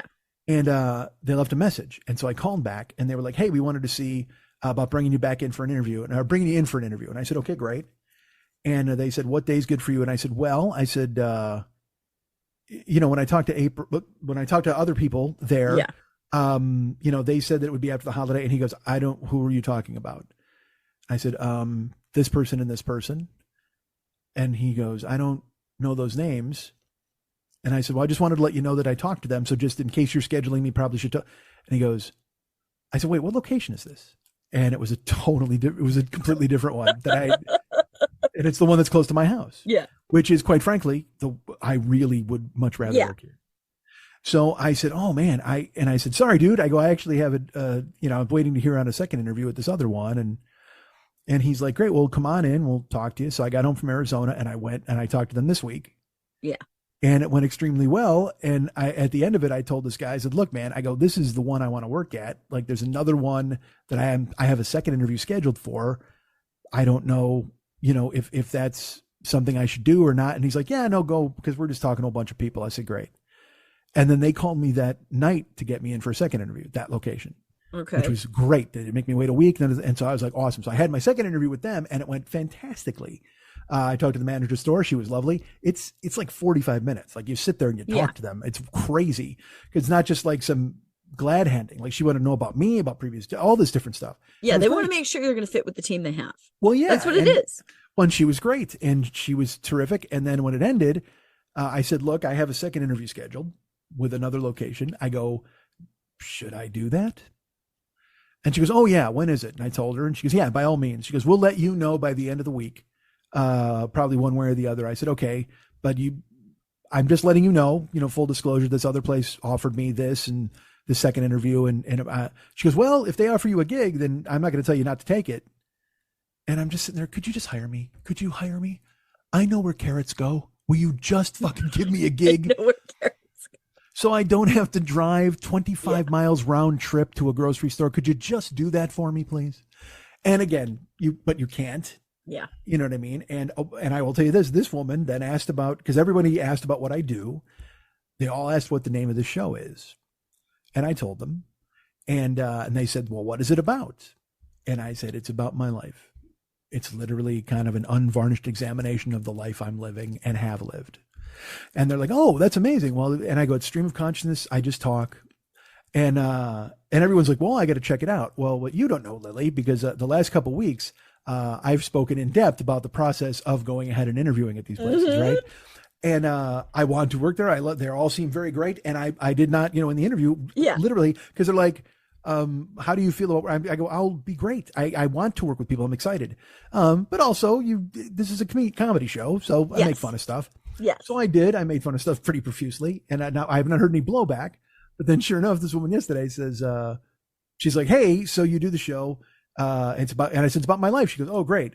She goes, I go, yeah. I go, when I first started, I had 40 years of story to tell. I go, but now it's been 13 years. So we've kind of caught up a little bit. So I'm talking about my life and what goes on. And she goes, well, I might have to get you a form where you go ahead and, write down that you will not talk about the show or any of the employees and you can sign it.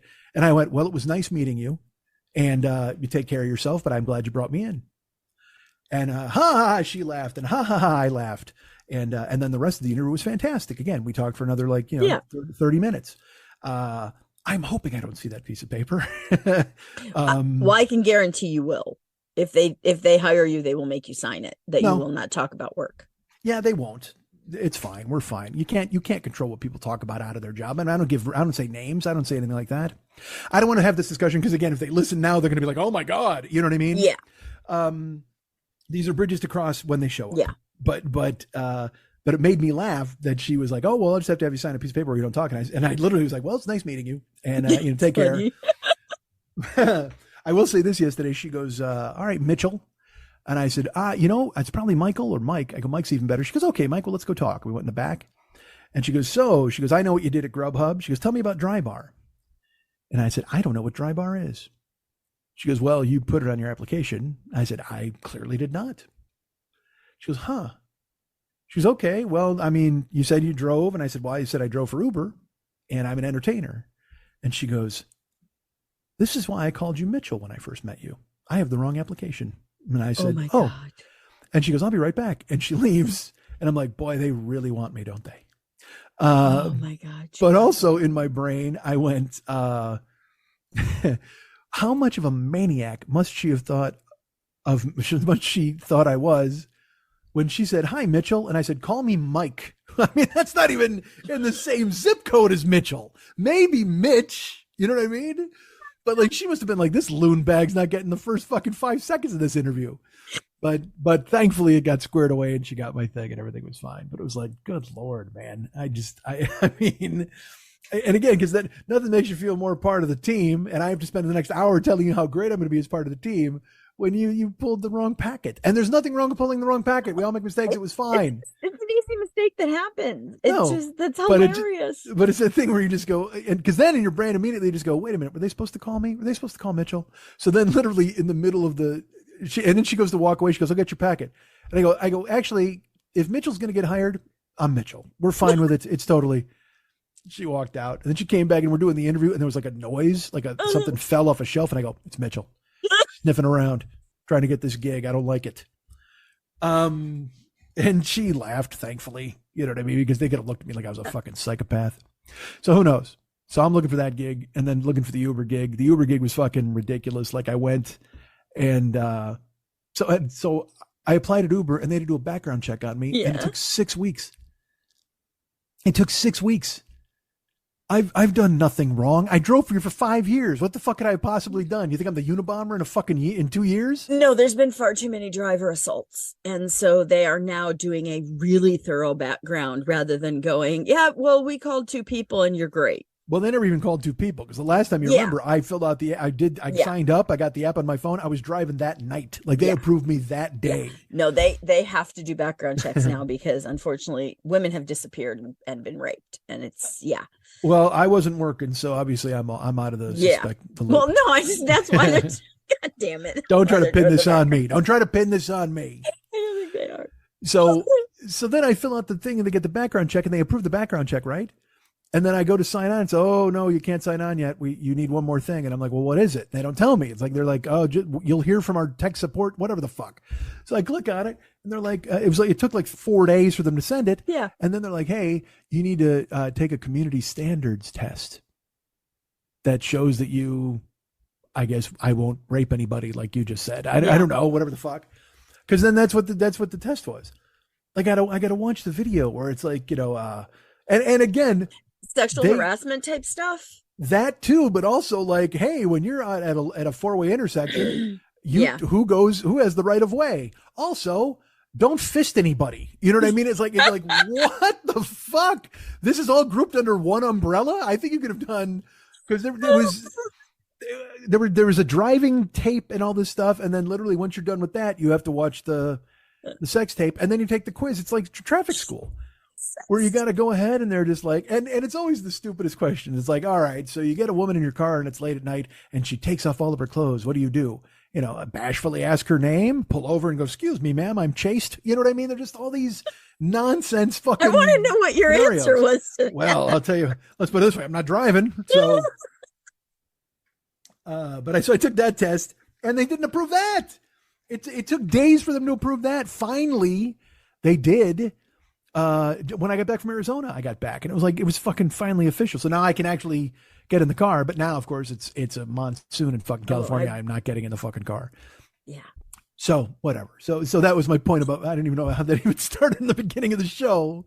Oh, when I said, watch the video, I said, training video. You understand about podcasting and Minotaurs. How the fuck are you not watching that? And again, if you're questioning me, if you're like, what, microphones and Minotaurs, why would I watch this? Well, because you could be watching Left Turns and Rape. I mean, that's the fucking Uber show. You don't want to watch that fucking show because I'll tell you what, it is not for anybody. It's not good or fun. I'm laughing at that. But come on. I'm going to get a letter, I'm sure, or a note from somebody. Well, again, I mean, making light of the process is different than making light of actual rape. And that's where I'm like, context and everything. Well, all right, good. I'm glad. Well, look, you know me and I'm glad you feel that way. And it's just like fucking, it's like leaving, it's just talk. But everything is how your personal view of the world interprets what is said to you. And that's where miscommunications happen. And that's where nuance needs to come in and conversations rather than fights. And, Agreed. I agree with all of this. And this is why I want to work at your grocery store. All right. Have I kept you long? You have a meeting? I understand. I have to get out of here in about 7 minutes. But 7 minutes? okay. Oh, my goodness. All right. All right. You know what? Then I'll tell you this, because look, we're scrambling a bit over here. I don't know if I've mentioned it. Yeah. I'm looking to stack shelves. I'm looking to drive strangers. I'm looking to do anything at all that would bring any sort of income into the door here. Because again, as I've mentioned, I've let go of the reins and it's gotten away from me. The Ben-Hur chariot race, my horse is taken off and I have no brakes. We're going to see what happens here. So there was another thing that someone recommended to me, and all right, because I subscribe to a website called Side Hustle. Ooh. And here's their take on it. HUSL. Ugh. We don't need a T and an E. We're all about side hustling. You know why? Because this is all about efficiency. Get that T and that E out of here, baby. I think it's because they came to the internet late and Side Hustle was already taken. Probably. You're not wrong. I'm sure you're not wrong. They had that idea way too late. So they always give you these ideas for side hustles. They're like, you know what? Medical blogging could be a side hustle of yours. If you know anything about phlebotomy, well, of course I do. That's why I'm on a website called Side Hustle, you fucking idiots. Any of that stuff where they're like, hey, did you ever think about possibly, I don't know, going through a stranger's newspapers? You know what I mean? All that dumb shit where you're, and the best part is they'll be like, here's a site called Gravy that hooks up restaurant people with restaurants. Unfortunately, it's only on the East Coast and it pays $13 an hour. And it's just like, that doesn't sound like a side hustle at all. That sounds like indentured servitude, quite frankly. Everything. Whatever. So, but and also I got to be honest, man. Look, I'm not as witnessed by the thinnest resume imaginable. What I typed and I gave to Trader Joe's. I'm a bouncer and I'm an entertainer and I've driven a car around. I don't exactly have like all the qualifications on the fucking planet. So I'm looking for stuff that you can just do. You know what I mean? Where I don't need, hey, do you have a degree in zoology? Well, if I didn't, it wouldn't be on your fucking website. I can tell you that right now. I'd be out fucking petting a tiger. Doing any of this bullshit. The fuck do you think you are? Again, but they always do that thing where they shoot for the moon with these people. Like, I don't look, man, there's a reason I'm here scrambling. So, I finally found a wheelhouse gig for people who are scrambling. It was like, I couldn't believe it. It was on the Side Hustle website. And I'm like, all right, what could this possibly be? And they're like, this is a way to do good for people in addition to helping yourself. I think we all know that that's all I'm about. I want to do good for people while also helping myself. And clearly the good for people is what takes precedent. So it said, hey, man, you know what you can do? You can sell your plasma. Yes. Yes, you can. Now, I know selling blood as the way criminals made money when they weren't selling drugs on Beretta. Like, any 70s detective show, there would be some guy waiting to sell his blood because the man hadn't given him a supply yet. You know what I mean? So I'm like, wait, so this is a side hustle now? Selling my blood? Like, you want my liver? How about you just take my liver? Can I make any money for that, for you fuck's sake? And don't think I haven't looked at that, by the way. I've literally looked at, like, if anybody wants to buy a kidney. And look, I've kicked the shit out of my kidneys at this point. I don't know if anybody wants one, but I'll take fucking discount kidney money. You know, my kidney will be, look, my kidney's not a Mercedes, but it's just like a Camry. I got a Camry kidney. You want to take that?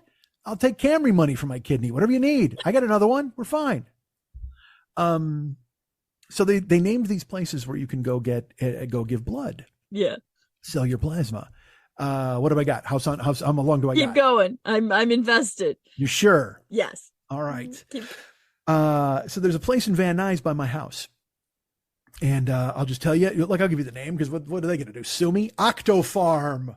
Ooh, no, that's not what it's called. Doesn't that sound like a 3-story building of bunk beds with people just giving blood into one community tub? I mean, it just sounds fucking awful. So I'm like, all right, you know what? You don't have, and there's no appointment. You just fucking walk in.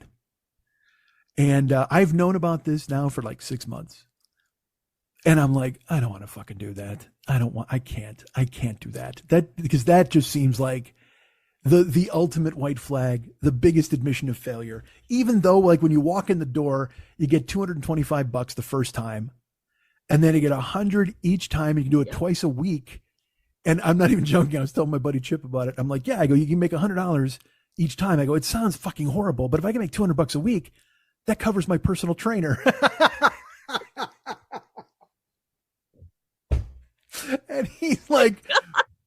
tell me you're kidding. And I said, yes. So, and I don't even know, after all the platelets that are removed from my fucking body, who knows if I can if I can do any dumbbell curls. I got no idea. So I figure I can make $200 a week doing that. I get $225 the first time in the door in the first appointment. Then it's $100 each time for the first 10. And then it's like $70 every time after that. And it tells you everything you need to know about how scrambly we are scrambling, that I looked into the distant future to see what I'd make in future months. Well, $70 a month or $70 a week, I can do that on each one twice a week. So I went and I walked in the door, and it was every Bosch painting you could possibly imagine. You know what I mean? There's 35 people in line. You open the door and you think to yourself, well, I hope this place doesn't smell like blood. Yeah. But you don't have to worry about that, because even if it did, the intense smell of urine hit you right in the face when you open the door, and you didn't have to worry about the blood smell at all. 35 people in line. I counted. I had time. Yeah. But then I saw a sign and it said, if you're a first timer, you don't have to wait in line. Hello. Look at me, the Monopoly guy of the blood center. So I doffed my top hat to all of the people in line, and I sauntered. Yes, that's right. I sauntered to the counter. Don't get a lot of sauntering in the blood place, but I'll tell you what, when I get to cut right to the front, I bust out my best saunter. So I go to the front and I tell the lady, and she's very nice. And she's like, all right, you have to fill out a form, and then we have a movie for you to watch. Oh my God. What are you talking about? I looked at her and I go, I'm not the one taking the blood out of anybody, am I? She goes, no. And I go, all right, what movie do I have to watch to give blood? She goes, and she laughed, thankfully. And she's like, no, it's a thing where you'll see when we sit you down. And so then I fill out whatever I got to fill out, and they bring me in the back, and not into the back where the vampires are, but into the back of the office. And it's a big place again, but it's still, you're kind of all on top of one another, and it's just intensely stinky. So I go to watch this video, and it's a thing that they have on a private YouTube, and it's a 25-minute video basically asking you if you're gay or have syphilis. That's all it is. Do you have this? Have you done that? Will you do this? Is there a possibility? To the point where I'm starting to think, are you guys hitting on me? Like, what's going on here? You seem to be asking a lot if I'm interested in gay sex or syphilis. I don't know which one. I'll tell you what, that sounds a lot like the lady and the tiger behind the door. And that's not a choice I want to make, but I'll do it. For $225, I will happily choose a door and see who comes out. Hopefully it's gay. I don't need syphilis sauntering out himself. Because you thought I was sauntering. Wait until syphilis comes sauntering out the door. So I watched their stupid fucking movie, and then they're like, you got to read a binder. So I'm like, what the fuck, man? I didn't know I was going to have, I'm trying to give blood, which is literally the base of the money earning pyramid. And now I have to take my SATs. Like, what the fuck? Are you choosing the vintage of my blood? Is that what the fuck it is? I got to be smart? What?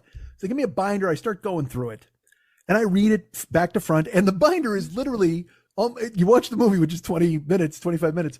And then you get the binder, and like the first page is like, are you sure you're not gay? Like, that's all they care about. So I'm like, all right. And then, syphilis looks like this sometimes, I'm like, I get it. So I put the binder down. Tell the lady I'm finished. She goes, great. She goes, go sit in the waiting room right there, and we'll call you when we're ready. And I said, all right, cool. So I sit down, and now I've been there an hour now. Okay. 45 minutes after reading the binder, watching the fucking movie and all that shit. I sit down, and as I'm sitting there, look, a lot of people are in trouble. I get it. Yeah. You know what I mean? And a lot of people around Christmas time decided, you know what, I really want to buy my wife, my kid, the G.I. Joe with the Kung Fu grip. So maybe I sell some blood to do it. I'm sitting there, and a guy comes up to me and he asks if he can use my cell phone. And I'm like, man, no. And I said it just like that, because it's just like, because that's a choice now at this point. And like, I don't even want, and I've talked before, homeless people, whatever, I understand, we want to respect them, and everybody needs to be treated as if they're a human being in some way. But I'm not. You don't even want me using your phone. Dude, I don't want this guy. Yeah, no kidding. This guy starts scrolling. Oh, But I don't even want him. I don't want this guy to touch my phone, let alone make a call. Because also, if this dude makes a call, now my number is in some junkie's phone, and who the fuck knows what he's going to do in the middle of the night? I mean, I got no idea, right? Yes. So I literally was like, man, no, I can't. I apologize. He's like, all right, brother, that's no problem. All right, brother. He goes to the front of the desk, like the front desk, and he asks them if he can use their phone. Yes. They let him use the office phone. And then I got to watch for 30 seconds as they tell him what gotta press 9 to get out an outside line means, All right. And he dials wrong, and they're like, you got to hit 9. You got to hit, once you hear a dial tone, okay, hangs up, and he just dials the number. No, you got to hit 9, man. Well, 9's not in the number. Yes, it's not the number. It's just getting a dial tone. Who's on first with homeless Joe and poor blood lady as they're going back and forth, man? I'm like, what the fuck? And as that's happening, another guy asks if he can use my phone. I'm not kidding. And I wanted to go, didn't you just see what fucking happened? There's a reason this circus is happening in the front of the room. But I'm just like, dude, I can't. I'm sorry. And he's just like, all right, man. All right, no problem. And he gets in line for blood. They're all in line to give their blood. And I'm sitting there, and then this is the worst part of the whole night. Aquaman comes on the television. The movie Aquaman. And remember I told you about we talked about it because I said I was somewhere where I had to watch it. I literally watched the entire movie of Aquaman with subtitles. There was no sound. And these two dudes sitting next to me are arguing about who's better, Aquaman or Venom, and they can't wait for the new movies and shit. And I'm sitting there, and I'll tell you what, if you were trying to get my blood to boil to cleanse it of impurities, you've done it. You've absolutely done it. By making me sit through fucking Aquaman with subtitles for 2.5 hours. I was there 5 hours. I was there 5 hours, Lily. I got there at like 1:50, and at 6:50, I'm still sitting there. And Jesus. Again, you're in, and another guy asked to use my phone. He wanted to send a text because he's like, can I use your phone? I go, man, I can't. And he goes, oh, it's just to send a text. I'm just like, that doesn't make it better. That doesn't make it better at all. Because that implies the fact that someone will be texting you back, and now I'm your go-between. I don't want to be the string between your two tin cans, motherfucker. Not happening. So I'm just like, I can't do it. And I want to help people, but I'm not giving these people my fucking phone. So finally, 5 hours. And the gay nurse dude finally comes walking out. Who, by the way, should read the binder. It is horrific that gay people can't give blood. The inherent awfulness of that breaks my heart. But yes, keep going. It's okay. It's fucking stupid. It's just dumb. You know what I mean? It's, hey, we need a lot of blood. Not you. What do you mean, not me? I'm ready to help. It's my big dick. I'm ready to shoot, Jack. Yeah. So I'm like, whatever the fuck with the blood. Finally, the gay nurse dude calls me, and he's got to bring me in a room. What they do is they poke your finger, they find your blood type, and guess what they test for? Syphilis and gay. They have some machine that figures out whether you have syphilis or gay. They put it right in the machine. They figure it out. Centrifuge. I don't know how it does it. Technology has come a long way, ladies and gentlemen. And what were your results? Well, hold on. This motherfucker's got to bring me into the office and give me stick my finger and take the blood. He doesn't even bring me in the office. He takes me back in a blood house. He goes, come on with me, sir. And he takes me into the back of this fucking mesh unit that smells even worse than the one outside. Yeah. And it is people, you can see some are reading magazines, some are literally just fucking asleep, and they're all hooked up to fucking blood bags, and they're getting sucked dry, and it just looks like a fucking, Dracula's Taco Bell. I mean, it's fucking crazy in there. So I walk in, and they go, all right. The guy goes, okay, here, please have a seat. And again, it's happening fast. He brings me in, and I go, oh, cool. I'm getting a bed like fucking right away. This is genius. He goes, have a seat. And a woman comes up. She goes, okay, give me your right arm. She takes my right arm. She goes, okay, bend it. And she starts feeling around my arm. She's squeezing, looking for a vein, and she goes, all right, flex your fist. And I go, cool. I start flexing my fist. She goes, okay, pump your arm, pump your bicep. I do. And she's holding it. She goes, okay. All right, let's try your left arm. Let's do your left arm now. We'll try to figure out this one, which one's better. And she starts doing the left arm. She's feeling it. And she goes, you want me to flex my fist? I go, sure. And then the gay dude comes over, and he's just like, what do you think? And she goes, well, I tried the right. I'm trying the left now. We're trying to make it work, doing the best we can. I got to figure out what the best way. And they're talking back and forth. Like I don't even exist. And he starts feeling my right arm, and she starts feeling my left arm, and my arms are in the air, and I'm getting fucking fondled, which is, I didn't expect it, quite frankly. But after 6 hours, all right, let's do this. I don't mind human touch. We're doing it. So they go, I don't know. Well, right here, I got something right here on my left, and I'm on my left arm. I got something here. And the guy's like, yeah, I'm not really, I don't know. This is okay on the right arm. And they go, hold on a second. And they call a doctor over. I'm assuming they're a doctor because they had a different colored mask. So they come walking over, and she goes, yeah, and he goes, yeah, I'm not really feeling anything on the right. And I'm just sitting there. And I go, are you telling me there's no blood in my right arm? Because that would be a tragedy. And she's like, well, I think I got something on the left, but I'm not sure. I go, well, if there's no blood in my left arm, I'm not giving you people anything, and they're not even listening to me. I'm doing jokes into the air. So they're feeling my arm. And then the big doctor who came over with the mask on just goes, you know what? We're probably not, let's just not do it. And then the woman with my left arm goes, okay, well, cool. Thank you, sir. And then the gay dude goes, okay, we're not going to do you today. So I'm going to go ahead and shred your personal information.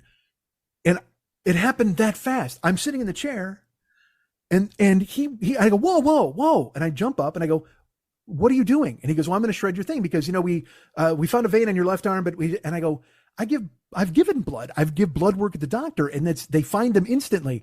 Well, we use a different gauge needle here. It's like an 8-gauge needle if we want to go ahead and separate the plasma. So it doesn't look like it's going to work. So I'm going to go ahead and shred your personal information. I go, whoa, stop. And he goes, what? And I go, I can't do this today. And he goes, you can't do it at all. We can't go ahead and find a needle because we can't find the vein, and it doesn't work with the gauge needle we have to use. Thank you for coming in. Walks off. And I'm standing there, surrounded by stench, having been both arms molested, spent fucking 5 hours in this joint, watched Aquaman.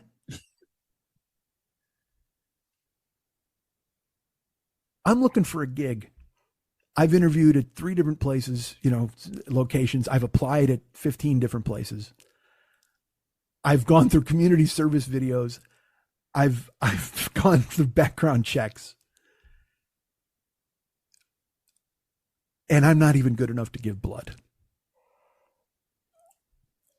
And I'm telling you, like, in my plan was like, well, I could probably do some extra work. I'm union. You make money there.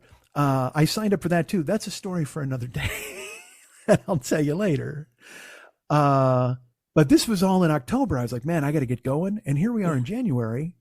And yeah. So when I say we're scrambling, please know I knew in October that it was going to be a thing. And now in January, everything, because I was like, you know what, I'll do this. And then I literally thought I was going to have my pick of jobs. I'm the Monopoly guy of the blood bank. I'm sauntering in, top hat. And I'm laughing at the side hustle that says, you know what, why don't you give blood? And I'm like, Jesus Christ, this seems like rock bottom. Can't help you, sir. Your blood is no good here. And just pointed at the door and sent me out into the cold night, physically intact, but mentally a fucking wreck. Because you know what? I waited 6 months to even go and attempt that, thinking, well, that was back pocket. That was hip pocket. If things get completely desperate, at least the medical community will strip me for parts. Not interested in my parts. And here we are. So, yeah. And I'll look, my favorite part is thinking of the people that I interviewed with at the grocery store going, this guy can't even sell his blood. Do we want him in this fucking building? Clearly he's a syphilitic gay. We couldn't possibly have him around our avocados. What the fuck, man? All right. You got your meeting. I should let you go at this point. I couldn't possibly have dropped a bigger hammer on you. It is insane to me. But having been in the, because I get poked every fucking month. And, I always tell them you can't use my left arm. My left arm doesn't have a vein in it that you can use. And then they insist on using my left arm. And then they're like, wow, it just completely coagulated. And we can't get any blood. Yeah, I got shit veins too. I can't imagine though. Fuck, Mike. Right? And now I wonder if it's karma because I didn't let 3 homeless guys use my phone. No, you just have. What if they were the 3 wise men? What if they had like frankincense and myrrh and all that bullshit and I turned them down? I said, nah, sorry guys, no room at the inn. Can't use my phone. Look what happens. And then stupid Jesus comes along and goes, get out. And I said, don't you want my blood? And they said, shut up.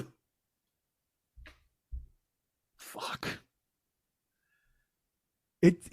I waited 6 months, took everything to go to that thing. Like I said, I just expected I'll just squirt blood in these guys' eye for a few months. Everything will be fine. Nope, couldn't do it. Now I'm glad I didn't offer anybody my kidney. Because if somebody turns down my kidney, we got fucking business. All right. Love you. Glad you were back this week. Oh my God, your mic is all screwy. Me too, Mike. I'm sorry that you have tiny veins. I got TVE. I got tiny vein energy. That's not good at all for anybody. All right. Take care. All right. You too.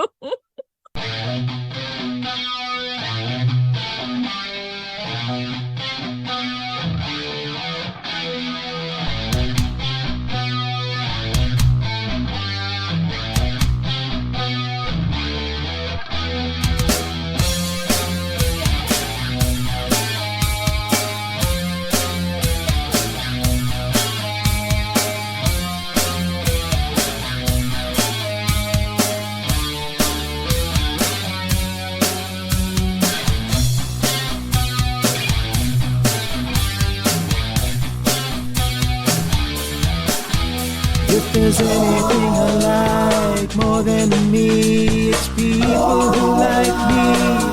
I love me, but if you love me, I love you. 'Cause you know why, we both love me. How great am I? Let's talk about that for a while. And by while, I mean forever.